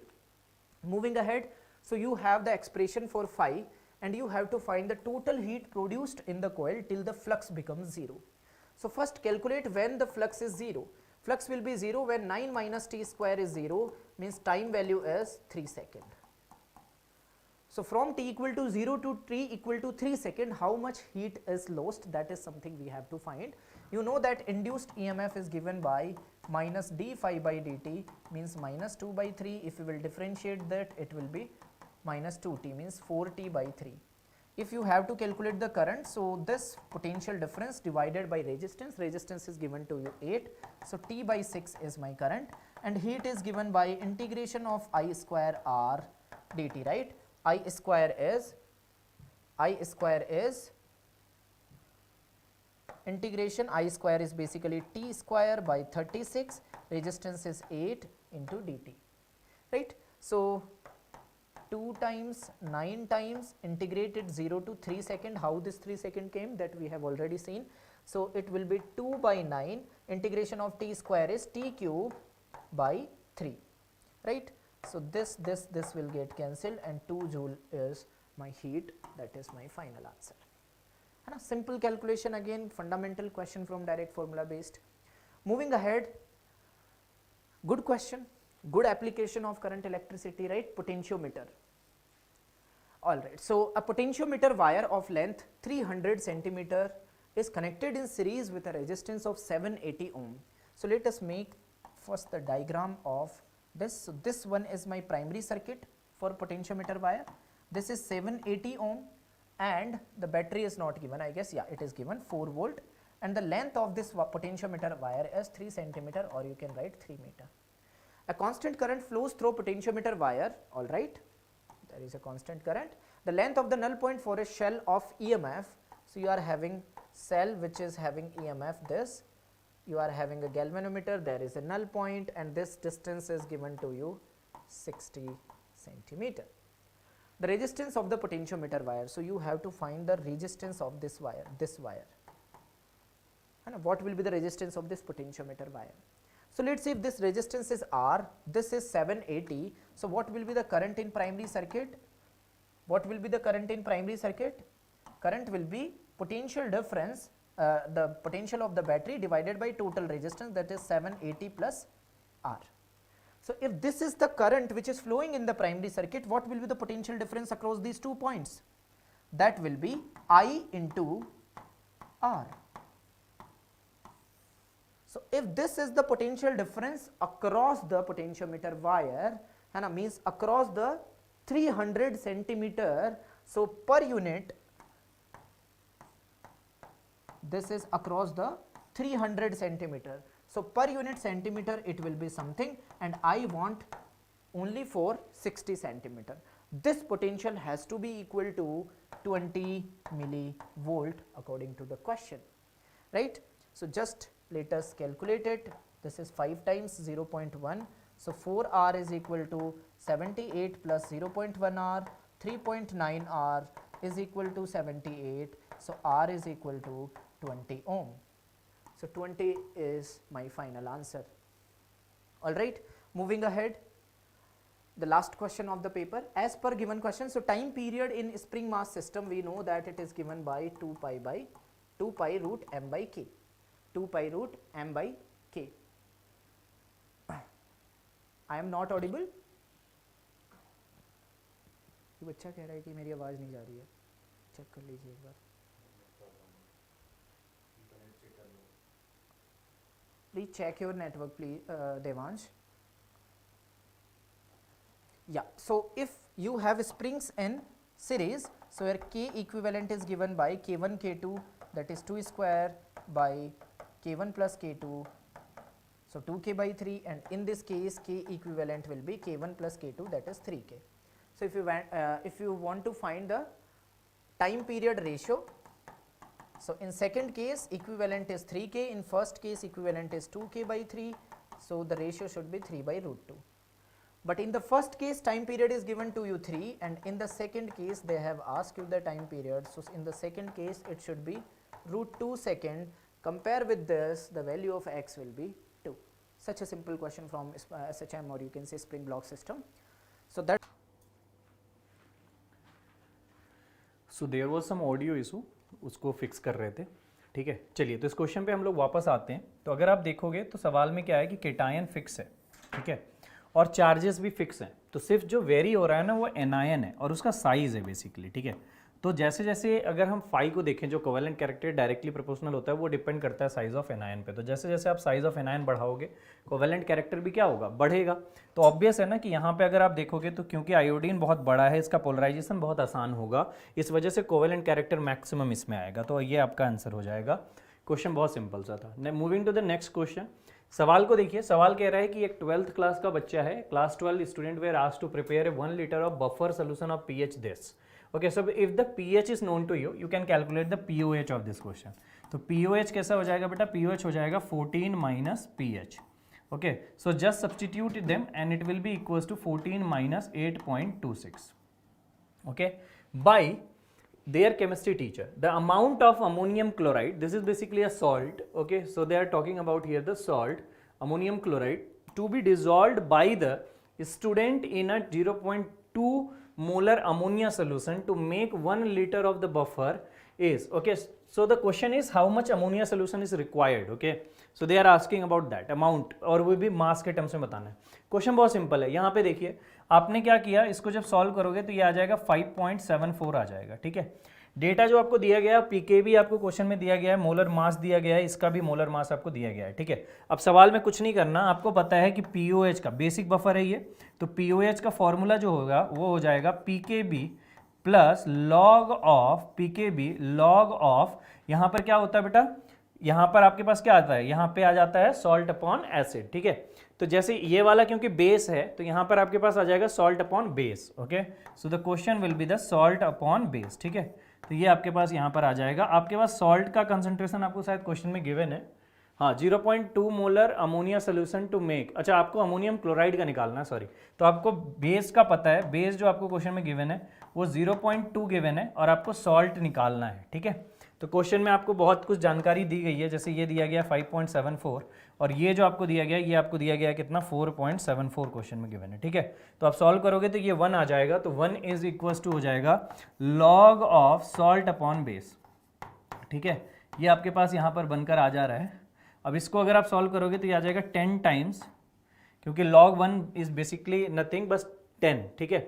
तो यहाँ पे 10 आ जाएगा, 10 is equal to salt concentration upon basically base concentration, ठीक है। और बेस की कंसंट्रेशन आपको पता है 0.2 है, तो इसको आप इधर ले आओगे। 1 लीटर सैंपल है तो आपको ना मोल्स की टेंशन लेने की जरूरत नहीं है, जो आप कंसंट्रेशन ले रहे हो वो सब मोल्स ही बन जाएंगे, क्योंकि आपको पता होगा कि जो मोलैरिटी होती है वो होती है n/v। अगर आपने v को 1 रख दिया तो मोलैरिटी और मोल्स बराबर हो जाएंगे, ठीक है। तो बस यहाँ से अगर आप देखोगे तो आपका जो सॉल्ट की कंसंट्रेशन आ रही है वो आ जाएगी 10 इंटू और वो 2 करोगे तो ये 2 मोल आ रहा है, ठीक है। तो 2 मोल आपको यहाँ पर अमोनियम क्लोराइड सोल्यूशन लेना पड़ेगा, ठीक है। बस इतना सा क्वेश्चन था, इसको आसानी से किया जा सकता था। अब आप मोल्स को इसको मल्टीप्लाई करके निकाल सकते हो कितना लगेगा, ठीक है। Moving to the next question, यहाँ पे एक और सवाल है। सवाल ये है कि at 30 degree Celsius the half life of the decomposition of AB2 is this much, ठीक है। तो एक AB2 आपका है जो डिकम्पोज हो रहा है, मुझे नहीं पता कैसे डिकम्पोजिशन हो रहा है, कुछ जानकारियां दी गई हैं, हम लोग वो देखते हैं। तो 200 सेकेंड इसका क्या है बेटा, हाफ लाइफ है, and it is independent of the initial concentration. Independent of initial concentration मतलब क्या है बेटा, फर्स्ट ऑर्डर काइनेटिक्स है, ठीक है। इंडिपेंडेंट ऑफ फर्स्ट मतलब हाफ लाइफ जो होती है वो इंडिपेंडेंट ऑफ इनिशियल कंसंट्रेशन किसके लिए होती है, फर्स्ट ऑर्डर काइनेटिक्स के लिए, ठीक है। तो ये जानकारी आपको यहाँ से मिल रही है कि ये फर्स्ट ऑर्डर काइनेटिक्स है, ठीक है। वैसे भी बहुत सारे बच्चों ने इसको फर्स्ट ऑर्डर से ही किया होगा। The time required for 80% of this to decompose. तो देखो होता क्या है, अगर आप देखोगे तो टी हाफ का एक रिलेशन क्या होता है, के के साथ होता है, ठीक है, रेट कांस्टेंट के साथ, और वो ये होता है, ठीक है। तो अगर आप यहाँ से के निकाल लो तो के आ जाएगा आपका ln2/t हाफ, ठीक है। चलो, और एक इंटीग्रेटेड रेट लॉ इक्वेशन तो है ही आपके पास, जो क्या होती है k is equal to 1/t ln of, ठीक है, a upon a minus x. अब 80% डिकम्पोज हुआ है तो यानी a की वैल्यू अगर 1 है तो a माइनस एक्स की वैल्यू कितनी हो जाएगी बेटा, 0.2 हो जाएगी, ठीक है, जो बचा हुआ है, ठीक है। तो k की वैल्यू आपको पता है, ये रख दो तो ये हो जाएगा ln2/200 इज इक्वल टू हो जाएगा 1/t जो आपको निकालना है, ठीक है। ln ऑफ यहाँ पर हो जाएगा 5, ठीक है। बस इसको आप यूज कर लो, आपका आंसर आ जाएगा, ठीक है। ln5 की वैल्यू तो क्वेश्चन में गिवन नहीं है, लेकिन ln2 और ln3 की वैल्यू गिवन है। तो ln5 को आप कैसे सॉल्व करोगे, ln10/2 लिख दो, ठीक है। तो अगर इसको आप 10/2 लिख दोगे, ठीक है, यहाँ पे 10/2, तो ये बेसिकली बन जाएगा 1/t ln of 10 minus ln of 2 बन जाएगा, ठीक है। तो बस इसको सॉल्व कर लेना, ln10 की वैल्यू 2.303 होती है, वो आप यूज कर लेना। ln10 की वैल्यू जो होती है वो 2.303 होती है और ln2 की वैल्यू 0.693 होती है, ठीक है। तो ये चीज़ आप यहाँ पे यूज़ कर लेना, आपका काम बन जाएगा, ठीक है। क्वेश्चन बहुत सिंपल है, क्वेश्चन में ज़्यादा दम नहीं है। Going to the next question, given below are the 2 statement, one is labelled as assertion and other is labelled as reason, ठीक है। अब ए स्टेटमेंट पढ़ते हैं, असर्शन जो है वो कह रहा है कि finest gold is red in colour, बिल्कुल सही है। जो बहुत छोटे छोटे पार्टिकल्स होते हैं ना, गोल्ड पार्टिकल जो कोलाइडल सोल्यूशन बनाते हो, वो बेसिकली रेड कलर का दिखता है। As the size of the particle increases its appear purple then blue and the finally gold. ये स्टेटमेंट बिल्कुल ट्रू है। अगर आप एनसीईआरटी को रेफर करोगे कोलाइडल सोल्यूशन में, वहां पे ये स्टेटमेंट आपको मिलेगा, ठीक है। एज सच स्टेटमेंट है, इसमें कुछ भी ज्यादा आपको करने की जरूरत नहीं है, ठीक है। The colour of the colloidal solution depends on the wavelength of the light scattered by the dispersed particle. बिल्कुल सही है, एक्चुअली ऐसा ही होता है कि बेसिकली जो कोलाइडल सोल्यूशन का जो पार्टिकल के साइज है इस पे सारी रेडिएशंस लाइट की आती हैं, ठीक है, और इनमें से कुछ क्या होती हैं, डेविएट होकर यहाँ पर चलती हैं और वही लाइट हमें मिलती है, और वो डिपेंड करता है पार्टिकल पे। क्यों? क्योंकि अगर मान लो कि वेवलेंथ बड़ा हुआ तो वो इन पार्टिकल से नहीं टकराएगा, तो ये लाइट आपको देखने को नहीं मिलेगी, सिर्फ आपको वही लाइट देखने को मिलेंगी जो इससे टकरा रही होंगी, या उनके कॉम्बिनेशन ऑफ लाइट्स आपको देखने को मिलेंगे। तो स्टेटमेंट नंबर 2 भी सही है और पहले का एग्जैक्ट करेक्शन मतलब एग्जैक्ट एक्सप्लेनेशन भी है, तो इसलिए आंसर हो जाएगा ऑप्शन नंबर ए। ठीक है, चलिए आगे बढ़ते हैं नेक्स्ट स्टेटमेंट की तरफ। The metal that has a very low melting point and its periodic position is closer to the metalloid. तो ये बहुत फैक्चुअल डेटाबेस क्वेश्चन है। ऐसे 3 ही मेटल होते हैं जिनका मेल्टिंग पॉइंट बहुत कम होता है रूम टेम्परेचर पे, ठीक है, उनमें से एक होता है जिंक, फिर होता है गैलियम और मरकरी, ठीक है। तो ये 3 बहुत फेमस से मेटल हैं जिनका अगर आप देखोगे तो मेल्टिंग पॉइंट बहुत लो होता है अगर हम देखें तो इसमें एक ही ऑप्शन ऐसा है, ठीक है, और वो ऑप्शन है ऑप्शन नंबर बी, गैलियम। ठीक है, तो ये आपको यहाँ पर देखने को मिल जाएगा। ठीक है, चलिए आगे बढ़ते हैं नेक्स्ट क्वेश्चन की तरफ। The metal that is not extracted from its sulphide ores. ठीक है, तो सल्फाइड ओर से कौन से मेटल एक्सट्रैक्ट आउट नहीं किए जाते हैं, ये क्वेश्चन है। ठीक है, तो अगर आप देखोगे तो एल्यूमिनियम का जो मेजर एक्सट्रैक्शन होता है वो उसके कोई सल्फाइड ओर से नहीं होता, उसके ऑक्साइड ओर से होता है। ठीक है, आयरन के लिए फेमस है Fe2 हो गया, ठीक है, फॉल्स गॉड। लेड के लिए galena, PbS, zinc blende, ZnS। तो ये सब का तो सल्फाइड ओर यूज हो जाता है एक्सट्रैक्शन पर्पस के लिए, बट एल्यूमिनियम जो है इसमें बेसिकली कोई सल्फाइड ओर नहीं होता, ये ऑक्साइड ओर से एक्चुअली प्रोडक्ट देता है, तो इसलिए जो आंसर होगा वो एल्यूमिनियम हो जाएगा। ठीक है, चलिए आगे बढ़ते हैं। The product obtained from the reaction of hydrogen peroxide and acidified potassium पर मैग्नेट। देखो, तो जब रिएक्शन होती है तो पर मैग्नेट आयन अगर आप लोगे पोटेशियम पर मैग्नेट MnO4, ठीक है, और इसकी रिएक्शन अगर आप H2O2 से कराते हो, ठीक है, क्योंकि ये ऑक्सीडाइजिंग एजेंट है, ठीक है, तो होता क्या है, स्ट्रॉन्गर ऑक्सीडाइजिंग एजेंट है एज कंपेयर टू H2O2, ये इसको वो करता है, चेंज करता है और अपना खुद का रिडक्शन करता है और जाता है Mn+2 में। ठीक है, Mn+2 में चला जाता है और वाटर को बेसिकली ऑक्सीडाइज करता है, H2O2 को ऑक्सीडाइज करके यहाँ पर O2 बना लेता है साथ में पैरेलल प्रोडक्ट। ठीक है, तो ये बेसिकली आपको 3 मेजर प्रोडक्ट मिलेंगे अगर ये रिएक्शन होती है तो। ठीक है, तो कौन सा ऑप्शन मैच कर रहा है, पहले वाले में नहीं, Mn4+ वाले तो दोनों ही कैंसिल हो जाएंगे, तो ये तो पॉसिबल नहीं है। इसमें O2 नहीं दिया हुआ, O2 तो बनेगा ही बनेगा, क्योंकि अगर ये ऑक्सीडाइजिंग एजेंट है तो ये आपका रिड्यूसिंग एजेंट होगा और रिड्यूसिंग एजेंट अपना खुद का क्या करेगा, ऑक्सीडेशन, तो एटलीस्ट कुछ तो ऑक्सीडेशन होना चाहिए ना। तो ये देखो, तो यहाँ से यहाँ तक अगर आप देखोगे तो आपको नजर आएगा कि ये ऑक्सीडेशन प्रोसेस है। ठीक है, तो ये तो होगा ही होगा, इसमें कोई डाउट नहीं है। ठीक है, going to the next question. Given below are the 2 statements, लेवल डैश, असर्शन एंड रीजन। वही स्टेटमेंट वाइज वाले क्वेश्चन है। LIF is a sparingly soluble in water. बिल्कुल सही है, ये स्प्रैंगली सॉल्युबल होता है जो LIF होता है। ठीक है, reason, the ionic radius of the Li is the smallest. ठीक है, अमॉन्ग इट्स ग्रुप मेंबर। बिल्कुल सही है, जो Li+ का साइज होगा बहुत छोटा होगा, ठीक है, क्योंकि वो सबसे छोटे सबसे ऊपर आता है, इसमें सेल्स जो होते हैं वो कम होते हैं। Hence has a list hydration enthalpy. यही गलत है। ये गलत क्यों है, लिस्ट नहीं हाईएस्ट होगा, क्योंकि जो हाइड्रेशन एंथैल्पी होती है ना, ध्यान रखिएगा, वो डायरेक्टली डिपेंड करती है साइज पे। ठीक है, हाइड्रेशन एंथैल्पी जो होती है वो डिपेंड करती है चार्ज अपॉन साइज रेशियो पे। ठीक है, तो it is directly proportional to basically charge और इनवर्सली प्रोपोर्शनल टू साइज। ठीक है, तो साइज जितना कम होगा उतना ज्यादा होगी हाइड्रेशन एंथैल्पी। तो स्टेटमेंट नंबर 2 जो है ये फॉल्स है और जो स्टेटमेंट नंबर 1 है वो यहाँ पे ट्रू है। ठीक है, तो जो आंसर हो जाएगा वो आपका क्या हो जाएगा, सी ऑप्शन आपका आंसर हो जाएगा। A is true but reason is false. ये स्प्रैंगली सॉल्युबल होता है हाई लैटिस एनर्जी की वजह से। ठीक है, लैटिस एनर्जी बहुत ज्यादा होती है, तो जो लैटिस एनर्जी को तोड़ने में एनर्जी खर्च होती है उसकी वजह से इसकी सॉल्युबिलिटी बहुत कम हो जाती है। ठीक है, एनसीईआरटी में ये स्टेटमेंट्स दिए गए हैं, इनको अच्छे से पढ़िए ताकि आपको चीजें समझ में आए। चलिए नेक्स्ट पॉइंट, ये भी वैसा ही क्वेश्चन है असर्शन रीजन का। बोरिक एसिड जैसे वीक एसिड। बिल्कुल सही है, बोरिक एसिड अगर आप देखोगे तो बोरिक एसिड जो होता है ना वो बेसिकली एक अर्हीनियस या ब्रॉन्स्टेड एसिड नहीं है, वो लुईस एसिड जैसा काम करता है। वो क्या करता है एक्चुअली, वो ना OH- जो होता है उसको कंज्यूम इस तरीके से करता है कि ये बेसिकली H+ को रिलीज नहीं करता, बल्कि बोरोन के पास जो वेकेंट ऑर्बिटल होता है ना, बोरोन के पास क्या होता है बेटा, वेकेंट ऑर्बिटल होता है, उसमें OH- को एक्सेप्ट करके ये बना लेता है BOH होल 4 माइनस, वो ऐसा कुछ बना लेता है, ठीक है।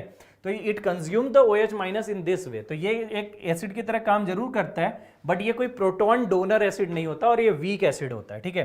तो पहला स्टेटमेंट ट्रू है, इसमें कोई डाउट नहीं है। दूसरा स्टेटमेंट पढ़ते हैं, boric acid is not able to release H+, बिल्कुल सही है। On it receives the OH minus ion from the water and releases H+ ion, ठीक है। तो from water and releases H+ ion, बिल्कुल सही है। स्टेटमेंट 2 भी बिल्कुल सही एक्सप्लेनेशन दे रखा है, ठीक है।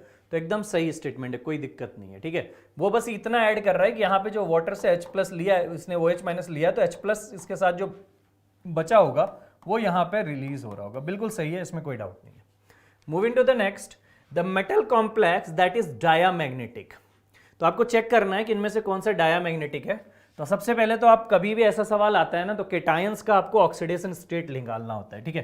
तो चलो यहाँ पे देखते हैं। तो कॉपर का अगर आप ऑक्सीडेशन स्टेट निकालोगे तो यहाँ पे आ रहा है +1 आ रहा है, ठीक है, +1 आ रहा है, बैलेंस आउट करके देख लेना। यहाँ पे जो कॉपर का आ रहा है वो +2 आ रहा है, ठीक है। यहाँ पे जो आयरन का ऑक्सीडेशन स्टेट आ रहा है वो कितना आ रहा है, अगर आप देखो 4 हो गया, ये 3, तो ये +1 आ गया। और यहाँ पे अगर आप देखोगे तो ये +2 आ रहा है, ठीक है। अब अगर डायामैग्नेटिक की बात करते हैं, ठीक है, तो देखो कॉपर +1 में क्या होता है, कॉपर +1 में बेसिकली जो इलेक्ट्रॉनिक कॉन्फ़िगरेशन आएगी वो 3D10 आ जाएगी, ठीक है। कॉपर +2 की बात करते हैं, कॉपर +2 में जो इसकी इलेक्ट्रॉनिक कॉन्फ़िगरेशन आ जाएगी वो 3D9 आ जाएगी।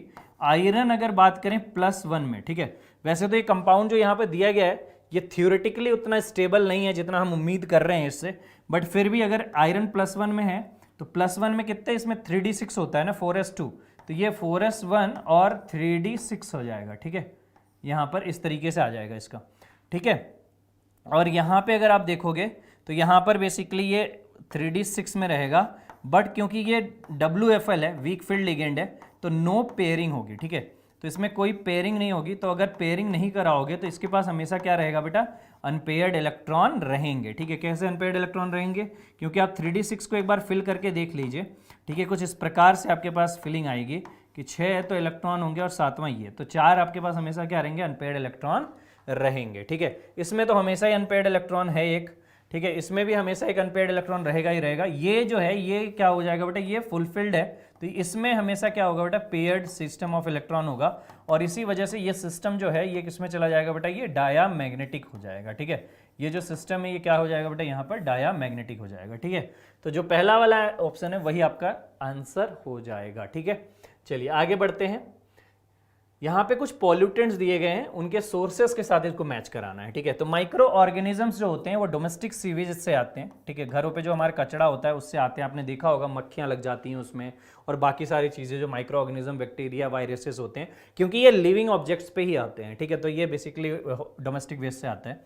प्लांट्स का जो न्यूट्रिएंट्स है, ठीक है, प्लांट्स के जो एक्स्ट्रा न्यूट्रिएंट्स आते हैं वो उनके फर्टिलाइजर्स की वजह से आता है। जो केमिकल फर्टिलाइजर्स हम लोग यूज़ करते हैं ना, वो एक बहुत बड़ी प्रॉब्लम है, तो ये केमिकल फर्टिलाइजर्स हो जाएगा।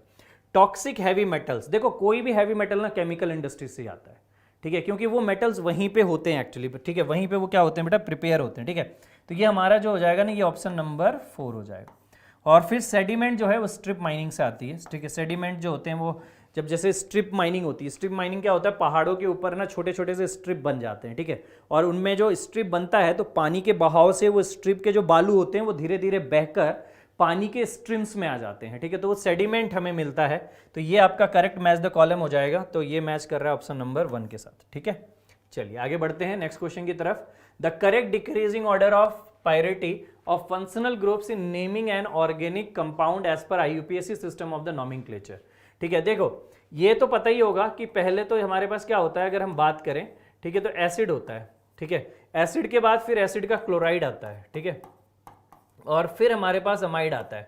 ये बेसिकली जो है ना, ये डिपेंड करता है इसके एसिडिक स्ट्रेंथ पे। जितना ज़्यादा एसिडिक ग्रुप्स होंगे ना, उतना ज़्यादा एसिडिक उनके IUPAC में भी पायरिटी ऊपर होती है, ठीक है। तो अगर आप क्वेश्चन में देखोगे पहले ही यहाँ पे फंबल कर दिया गया है, ठीक है। ये जो चीज़ है ये यहाँ होनी चाहिए थी, बट वो वहाँ पे दिया गया है, ठीक है। तो ये पहला पार्ट तो गलत हो गया। फिर दूसरा वाला अगर आप देखोगे तो आपको बिल्कुल सही नज़र आ जाएगा, और वही आपका सही आंसर भी है। बाकी सब में क्या गलती है, ये तो यहाँ आता ही नहीं है, ठीक है। ये बेसिकली बहुत पीछे होता है, तो ये यहाँ पे गलत दे दिया गया है, ठीक है। सारे पहले कार्बन वाले आएंगे, फिर ये ग्रुप्स की बारी आती है, ठीक है। फिर यहाँ पर भी वही गलती की गई है, ठीक है। अगर आप देखोगे इसको पोजीशन इंटरचेंज करनी चाहिए थी, ठीक है। तो बाकी सब में कहीं ना कहीं गलती है, सिर्फ एक ही ऑप्शन सही है, that is option number B, ठीक है। चलिए आगे बढ़ते हैं। Which of the following is not an example of benzoid system? Benzenoid system का मतलब होता है कि बेंजीन उसके अंदर होनी चाहिए। इस क्वेश्चन में ना एक छोटी सी प्रॉब्लम है। प्रॉब्लम क्या है मैं आपको बता देता हूं। एक्चुअली इसमें भी कहीं बेंजीन सिस्टम नहीं है, ठीक है। लेकिन जब आप आईपी इसका आंसर देखोगे एनटीए का, तो उन्होंने ये आंसर दिया हुआ बिल्कुल सही है एक तरीके से। ये इसमें बेंजीन सिस्टम रहा, ये इसमें बेंजीन सिस्टम रहा, बट इसमें कहीं बेंजीन सिस्टम नहीं है एक्चुअली, ठीक है। तो इस वाले कार्बन पे कोई डबल बॉन्ड नहीं है, तो ये ना लेकिन पेरिफेरल उसको फॉलो कर रहा है, ठीक है। अगर आप देखोगे तो ये पेरिफेरल एरोमेटिसिटी के रूल्स को फॉलो कर रहा है, ठीक है। अगर आप देखोगे ये पेरिफेरल एरोमेटिसिटी के जो रूल्स होते हैं उनको फॉलो कर रहा है। तो दो it is aromatic system, but यहां पर मेरा ये कहना है इन्होंने बेंजोइड कंपाउंड के जगह पे यहां पे एरोमेटिक कंपाउंड समझ लिया था, ठीक है। तो ये थोड़ा सा गड़बड़ है इस क्वेश्चन के अंदर, बट अगर मैं प्रॉपरली बताऊं तो the answer should be A and B होना चाहिए था, ठीक है। बट अगर आप एनटीए के आंसर देखोगे तो they have given the option number B, ठीक है। चलिए आगे बढ़ते हैं। Hydrolysis of which of the compound will give you the carbolic acid. Carbolic acid क्या होता है? फेनॉल को बोला जाता है। फेनॉल जो होता है ना बेटा, this is known as the carbolic acid. Phenol को हम लोग क्या बोलते हैं? कार्बोलिक एसिड बोलते हैं, ठीक है। अब अगर आप कार्बोलिक एसिड की बात कर रहे हो फेनॉल की, ठीक है, तो देख लो पहले किस किस के हाइड्रोलिसिस है। क्यूमीन से नहीं बनता डायरेक्टली हाइड्रोलिसिस करने पे, डायरेक्ट प्रोसेस नहीं है कि क्यूमीन का हाइड्रोलिसिस कर दिया तो ये बन जाएगा, ठीक है। तो ये तो ऑप्शन गया। फिर दूसरा है बेंजोनियम डाइओनियम क्लोराइड, बिल्कुल सही आंसर है ये, ठीक है। देखो क्या होगा अगर आप बेंजीन डाइजोनियम क्लोराइड लेते हो, ठीक है, जैसे मान लो कि यहाँ पर आपने N2+Cl- ले लिया और इसको आपने सब्जेक्ट कर दिया किससे बेटा? इसको आपने सब्जेक्ट कर दिया वाटर से, तो आपको डायरेक्टली यहाँ पर फेनॉल प्रोडक्ट मिल जाएगा, ठीक है। आपको डायरेक्टली यहाँ पर क्या मिल जाएगा बेटा? फेनॉल एज अ प्रोडक्ट आपको मिल जाएगा, ठीक है। तो ये आंसर सही है। अगला है बेंजल क्लोराइड। बेंजल क्लोराइड क्या होता है? बेंजल क्लोराइड अगर आप देखोगे इस कंपाउंड को कहा जाता है, ठीक है। बेंजल क्लोराइड जो है वो इस कंपाउंड को कहा जाता है Cl और एक हाइड्रोजन। अब आप इसकी हाइड्रोलिसिस करोगे ना, तो आप अगर H2O से हाइड्रोलिसिस कराओगे तो आपको जो मिलेगा प्रोडक्ट वो एल्डिहाइड मिलेगा, ठीक है। This gives you the aldehyde, ठीक है। तो ये भी गलत है, एल्डिहाइड नहीं है, क्योंकि कार्बोलिक एसिड मतलब फेनॉल बनाना है, तो ये आपका सही आंसर हो जाएगा। ये गलत है। और इथाइलिन ग्लाइकोल कीटल, इसका तो कोई मतलब ही नहीं है, सेंस ही नहीं बनता, ठीक है, क्योंकि बेंजीन रिंग ही नहीं है उसके अंदर। चलो ठीक है आगे बढ़ते हैं। यहाँ पर एक क्वेश्चन था जो बहुत ही प्यारा क्वेश्चन है। यहाँ पर CN है और यहाँ पर अगर आप देखोगे तो आपके पास एस्टर है, ठीक है, और डाइबेलएच ना दोनों को रिड्यूस करके एल्डिहाइड बना देता है। जो डाइबेलएच दिया गया है, डाइबेलएच जो होता है, ठीक है, डाइब्यूटाइल हाइड्राइड, ये बेसिकली क्या करता है? ये दोनों को रिड्यूस करता है। ये नाइट्राइल को भी कर लेता है, ठीक है, और ये बेसिकली इसको भी एस्टर को भी कर देता है, और इन दोनों को रिड्यूस करके एल्डिहाइड बना देता है। तो इसको भी रिड्यूस करके एल्डिहाइड बना देगा, ठीक है, और इसको भी रिड्यूस करके एल्डिहाइड बना देगा। तो ये आपका आंसर हो जाएगा। इस वाले में गलती है कि इसको रिड्यूस नहीं करा रहे हैं, इसके नीचे वाले में गलती है कि एल्डिहाइड के फर्दर ऑक्सीडेशन नहीं होता है, ठीक है। तो ये चीज़ गलत है यहाँ पे, ठीक है, ये चीज़ आप ध्यान रखिएगा। इसके बाद अगर आप देखोगे तो इसमें भी यही गलती की हुई है इन लोगों ने, ठीक है। तो the only correct answer is option number A, और वही होना चाहिए, एक ही तो ऑप्शन होना चाहिए सही, ठीक है। तो इसका जो आंसर है वो ऑप्शन नंबर ए आ जाएगा, ठीक है। चलिए आगे बढ़ते हैं नेक्स्ट क्वेश्चन पे। नेक्स्ट क्वेश्चन जो है उसमें आपको correct sequential order of the reagent for the given reaction बताना है, ठीक है। यानी आपको यहां से यहां तक जाना है, ये आपका रिएक्टेंट है, ये आपका प्रोडक्ट है, और आपको इसमें से चूज करना है कि कौन सा सही ऑर्डर है रिएक्शन का, ठीक है। तो चलो पहले वाले को देखते हैं। तो मान लो कि हमारे पास ये कंपोनेंट है, इसको हमने इससे सब्जेक्ट किया, तो ये हमारा बन जाएगा N2+, ठीक है। मैं एक एक करके ऑप्शन दिखा रहा हूँ, ठीक है। मान लो N2+Cl- बन गया, फिर आपने आयरन ये यूज कर लिया तो ये आपका NH2 बन गया, ठीक है। फिर आपने HNO2 को यूज कर लिया तो ये भी N2+ बन गया, ठीक है। फिर आपने आयोडीन यूज किया, तो आयोडीन यूज किया तो दोनों जगह आयोडीन आ जाएगा, एक्चुअली दोनों जगह आयोडीन आ जाएगा, ठीक है। और आपने मोल अभी फिक्स नहीं किए हैं तो दोनों जगह आयोडीन आ जाएगा, मतलब ये ऑप्शन तो मैच नहीं कर रहा है, ठीक है, ये गलत है, ठीक है, ये मैच नहीं कर रहा है। चलो दूसरे वाले पे आते हैं, ठीक है, दूसरे वाले एग्जाम्पल को देखते हैं, ठीक है, दूसरे वाले एग्जाम्पल को देखते हैं। दूसरे वाले में क्या है? पहले HNO2 से ट्रीट किया, ठीक है, ये N2+ बन गया, ठीक है। फिर KI से ट्रीट किया, यहाँ पे आयोडीन आ गया, ठीक है। फिर क्या किया? रिड्यूस कराया, ये NH2 बन गया। फिर इन्होंने HNO2 किया तो ये हमारा N2+ बन गया, ठीक है।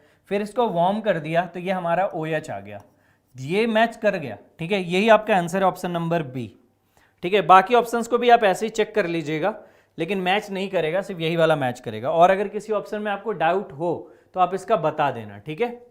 इन सेशंस का फायदा ये है कि आगे आने वाले सवाल भी इस पे आ सकते हैं, ठीक है। कोई जरूरी नहीं है कि कई बार हमारे साथ ऐसा होता है कि हम लोग इजी ले लेते हैं कॉन्सेप्ट्स को और भूल जाते हैं। तो अगर कोई गलती है छोटी मोटी जो आपने पेपर में किया है तो आप उसको बेटर कर सकते हो, ठीक है।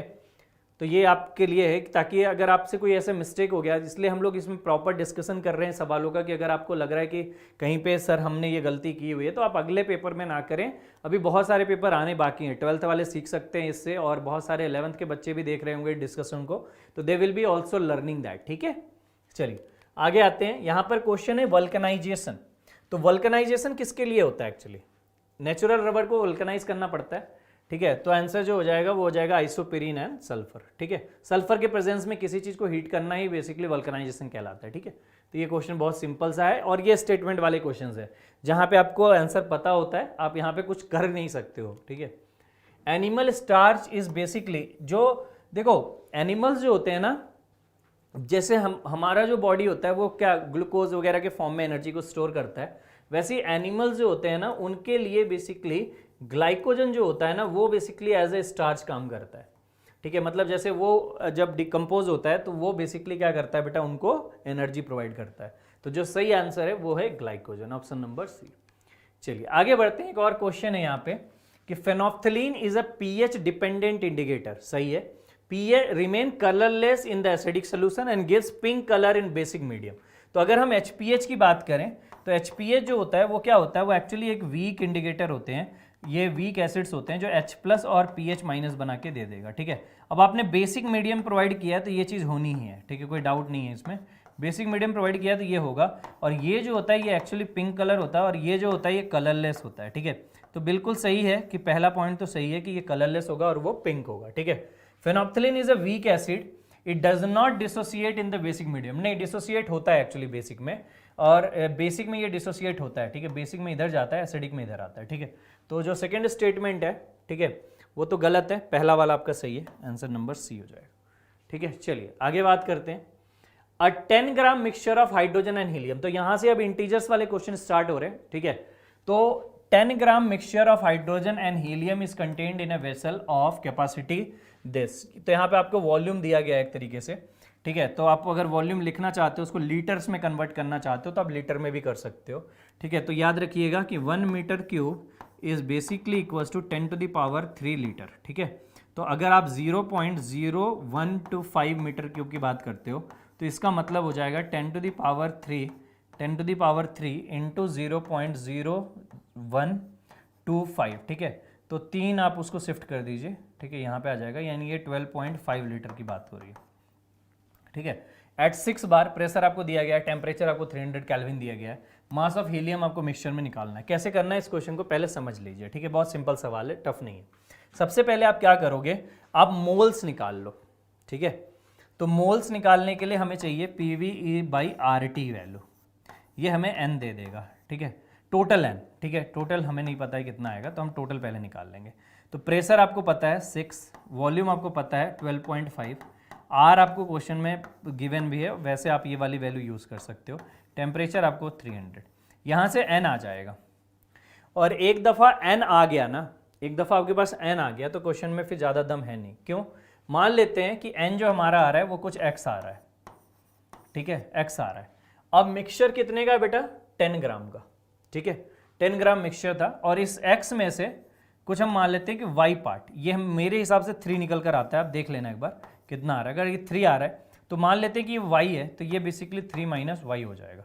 अब x, ये अगर हाइड्रोजन है और ये हीलियम है तो y × 1 और 3 - y × 4, ये टोटल 10 ग्राम होना चाहिए। बस सॉल्व कर दीजिए, आपके पास x पता, आपके पास y आ जाएगा, आपके पास आंसर आ जाएगा, ठीक है। तो यही क्वेश्चन था इसमें। कंसिडर एन इमेजिनरी आयन, कोई इमेजिनरी आयन है जिसमें x है 48 और इधर है 22 और इस पे है 3 - the nucleus contain a % more neutron than the number of electron in the ion. तो यहाँ पे अगर मैं इलेक्ट्रॉन्स की बात करूँ, ठीक है, अगर मैं यहाँ पर इलेक्ट्रॉन्स की बात करूँ तो इलेक्ट्रॉन कितने बेटा 22 + 3, ठीक है, तो ये 22 + 3 यानी कि 25 इलेक्ट्रॉन्स है, ठीक है। न्यूट्रॉन्स की बात करते हैं, न्यूट्रॉन्स पूछे गए हैं ना, हाँ बिल्कुल पूछे गए हैं। तो न्यूट्रॉन्स की अगर मैं बात करूँ तो न्यूट्रॉन्स कितने हो जाएंगे, ये इन दोनों का डिफरेंस तो निकाल लो, डिफरेंस कितना आ रहा है 26 आ रहा है क्या, डिफरेंस इज आई थिंक 26 आ रहा है ना, 48 - 22, हाँ 26 आ रहा है, ठीक है, 26 न्यूट्रॉन्स है। तो कितने का वो है, 1 का, ठीक है। The nucleus contain A% more neutron than the number of electron, okay. So बहुत सिंपल है ये, फिर यानी कि इलेक्ट्रॉन्स के मुकाबले तो 1 का आ जाएगा, तो 1/25 × 100 कर देना, आंसर आ जाएगा आपका 4% आंसर है, ठीक है, 4% ज़्यादा इसमें पार्टिकल्स है, ठीक है। चलिए आगे बढ़ते हैं। फॉर द रिएक्शन, आपके पास एक रिएक्शन दी गई है और डेल्टा यू आपको दिया गया है 27 डिग्री सेल्सियस पे, और आपसे एंथैल्पी चेंज पूछा जा रहा है, ठीक है। तो आप कैसे करते हो, जब आपके पास कोई रिएक्शन होती है, इक्वेशन यूज जो होता है वो होता है delta H is equal to delta U plus delta N G R T. ये चीज़ आपको क्या करना होता है बेटा, यूज़ करना होता है, ठीक है। अब आप इस चीज़ को कैसे यूज़ करोगे ज़रा उसको समझ लो, ठीक है। तो इस इक्वेशन में आपके पास डेल्टा यू दिया गया है और डेल्टा यू आपको दिया गया -59.6, ठीक है। आपको डेल्टा एन जी निकालना है इस क्वेश्चन के अंदर, ठीक है। तो देखो ये 1 है और ये 1 और 1 2 बन रहे हैं, ठीक है। तो बेसिकली जो डेल्टा एन जी का वैल्यू आ रहा है वो आ रहा है 2 - 1 = 1, ठीक है। तो यहाँ पे सब्सटीट्यूट कर दो 1, और आर की वैल्यू आपको क्वेश्चन में गिवन है 8.314, ठीक है, ये आपको क्वेश्चन में गिवन है। टेम्परेचर आपको क्वेश्चन में गिवन है 300, ठीक है। लेकिन एक बात का ध्यान रखिएगा, ये किलो जूल में है और ये आप जो देख रहे हो ये जूल में है, तो इसको आप क्या करोगे बेटा, डिवाइड कर दोगे किससे, 1000 से, ठीक है। तो ये आपका यहाँ पर सॉल्व कर लेना, आंसर आ जाएगा, ठीक है। क्वेश्चन बहुत ज़्यादा डिफिकल्ट नहीं है, आराम से आप इसको कर सकते हो। The elevation in the boiling point for 1 molar solution of a non volatile solute A is 3 kelvin, ठीक है। तो आपको क्या किया गया है, आपको डेल्टा टीवी दिया गया है, ठीक है, वो है डेल्टा टीवी की वैल्यू आपको दी गई है 3 केल्विन, ठीक है, 3 केल्विन क्वेश्चन में गिवन है, और उस मोलालिटी ऑफ द सोल्यूशन 1 है, और ये नॉन वोलेटाइल सोल्यूशन सॉल्यूट ए के लिए है। The depression in the freezing point for 2 molar, यानी जब m की वैल्यू 2 है तब depression in freezing point for the A in the same solvent is basically 6 kelvin, ठीक है, 6 केल्विन है वो। और आपसे पूछा जा रहा है kb/kf का रेशियो, ठीक है। तो आप कैसे लिखोगे बेटा, देखो डेल्टा टीबी का फॉर्मूला क्या होता है, ये होता है kb.m, ठीक है, और डेल्टा टीएफ का फॉर्मूला क्या होता है बेटा, वो होता है kf.m, ठीक है। डिवाइड कर दो, ये वैल्यू आपको 3 दी गई है, ये वैल्यू आपको 1 दी गई है, ये वैल्यू आपको 6 दी गई है, और ये वैल्यू आपको 2 दी गई है क्वेश्चन में, ठीक है। बस गेट सब्सटीट्यूट और आ जाएगा रेशियो, यहाँ से 1 ही आ रहा है आंसर तो शायद, हाँ, ठीक है। फिर एक और सवाल है, ये क्वेश्चन अच्छा था, रेडॉक्स का क्वेश्चन है बट अच्छा क्वेश्चन है, ठीक है। 20 ml of this hypo solution is used for the titration of 10 ml of copper sulfate solution, ठीक है, in the presence of excess Ki using the starch as an indicator, okay. The molarity of this was found to be this, okay. तो आपको report करना है कि इसमें क्या आएगा, ठीक है। देखो क्वेश्चन सिंपल है, अब मेरी बात समझना, जितना ये इक्विवेलेंट यूज हो रहे होंगे उतने ही इक्विवेलेंट इसके भी लग रहे होंगे, ठीक है। तो इसके इक्विवेलेंट अगर लिखोगे तो इसके एन फैक्टर से लिखना पड़ेगा। यहाँ पर इसका जो ऑक्सीडेशन स्टेट है वो +2 है, यहाँ पे +2.5 है। यहाँ से यहाँ तक अगर आप एन फैक्टर कैलकुलेशन में जाते हो तो एन फैक्टर 1 आ जाएगा, जबकि यहाँ से यहाँ तक जब आप इसके एन फैक्टर में जाओगे तो एन फैक्टर आपका 2 आ रहा है, ठीक है। तो आप क्या करोगे, आप ये लॉजिक लगाओगे कि इक्विवेलेंट ऑफ I2 जो होंगे वो बेसिकली बराबर होंगे equivalent of hypo, that is basically Na2S2O3, ठीक है, इसके बराबर होंगे, जो हाइपो आपको यहाँ पर लिख कर दिया गया है। तो अगर आप इसके इक्विवेलेंट लिखते हो, इसके इक्विवेलेंट कैसे लिखोगे, इसके इक्विवेलेंट आपको मोल से लिखने पड़ेंगे, तो moles into 2, moles into N factor. इसके इक्विवेलेंट अगर आप लिखोगे तो इसके इक्विवेलेंट कितने हो जाएंगे बेटा, मोलारिटी गिवन है, आपको वॉल्यूम गिवन है, ठीक है, तो ये हो जाएगा 20 × 0.02 × 1 हो जाएगा, ठीक है, एन फैक्टर 1 है इसलिए। तो यहाँ से आपको मोल्स पता चल जाएंगे। एक बार आपको इसके मोल्स पता चल गए तो जितने इसके मोल्स होंगे, इसके मोल जस्ट उसके डबल होंगे, इसके मोल जस्ट उसके क्या होंगे बेटा, डबल होंगे। तो जो मोल्स ऑफ कॉपर होंगे, ध्यान देना, मोल्स ऑफ कॉपर जो होगा, ठीक है, वो Cu2+, वो बेसिकली क्या होगा बेटा, 2 टाइम्स मोल्स ऑफ आयोडीन होगा, ठीक है, वो 2 टाइम्स मोल्स ऑफ क्या हो जाएगा बेटा, आयोडीन हो जाएगा। तो ये चीज़ आपके पास यहाँ तक आ जाएगी, ठीक है। अब आपके पास मोल्स ऑफ आयोडीन आ गया, ठीक है, आपके पास क्या आ गया बेटा, यहाँ पर 2 टाइम्स मोल्स ऑफ आयोडीन आ गया है। ठीक है, तो अब आपको कुछ नहीं करना, आपको क्या निकालना है, मोल्स ऑफ आयोडीन यहाँ से सब्सटीट्यूट कर दीजिए। ठीक है, फिर निकालना क्या था, मोलारिटी। तो मोलारिटी आ गया, वॉल्यूम आपको पता ही है 10 ml सोल्यूशन का वॉल्यूम है, मोल्स आ गए, निकाल लो मोलारिटी। ठीक है, तो क्वेश्चन में अब ज़्यादा कैलकुलेशन है नहीं एक्चुअली, मोल्स अपॉन 10 ml कर देना। ठीक है, इंटू 1000 कर देना इसको, तो यहाँ से आपका क्या आ जाएगा, कंसंट्रेशन आ जाएगा, और यही आपका आंसर है। So this is how you solve the question. ठीक है, आगे बढ़ते हैं।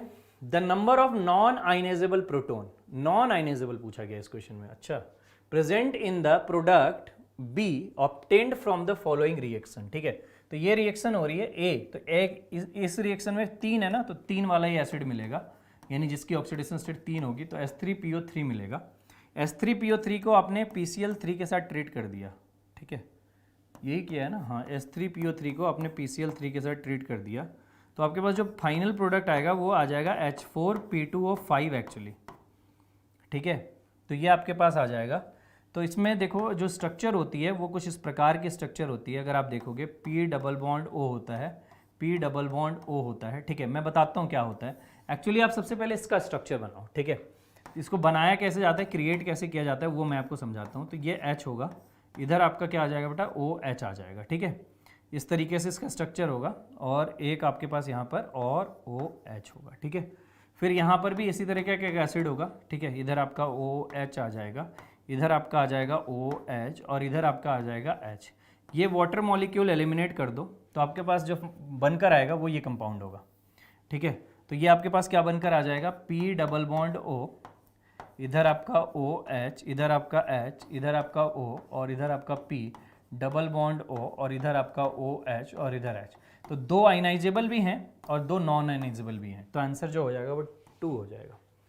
ठीक है, चलो अगले सवाल पे चलते हैं। The spin only magnetic moment value for the compound with the strongest oxidising ability. तो अगर आप कंपाउंड देखोगे तो कंपाउंड जो है वो MnF4 है। ठीक है, फिर आपके पास यहाँ पर आ रहा है MnF3 आ रहा है। ठीक है, और आपके पास जो आ रहा है वो आ रहा है MnF2। अब अगर आप देखोगे तो यहाँ पर Mn जो है वो +4 में है, यहाँ पर Mn जो है वो +3 में है, और यहाँ पर Mn जो है वो +2 में है। +2 में D5 इलेक्ट्रॉनिक कॉन्फ़िगरेशन होगी, +3 में D4 इलेक्ट्रॉनिक कॉन्फ़िगरेशन होगी, +4 में D3 होगा। तो ये तो देखो यहाँ पर नहीं स्टेबल है, ये पहले से ही स्टेबल है।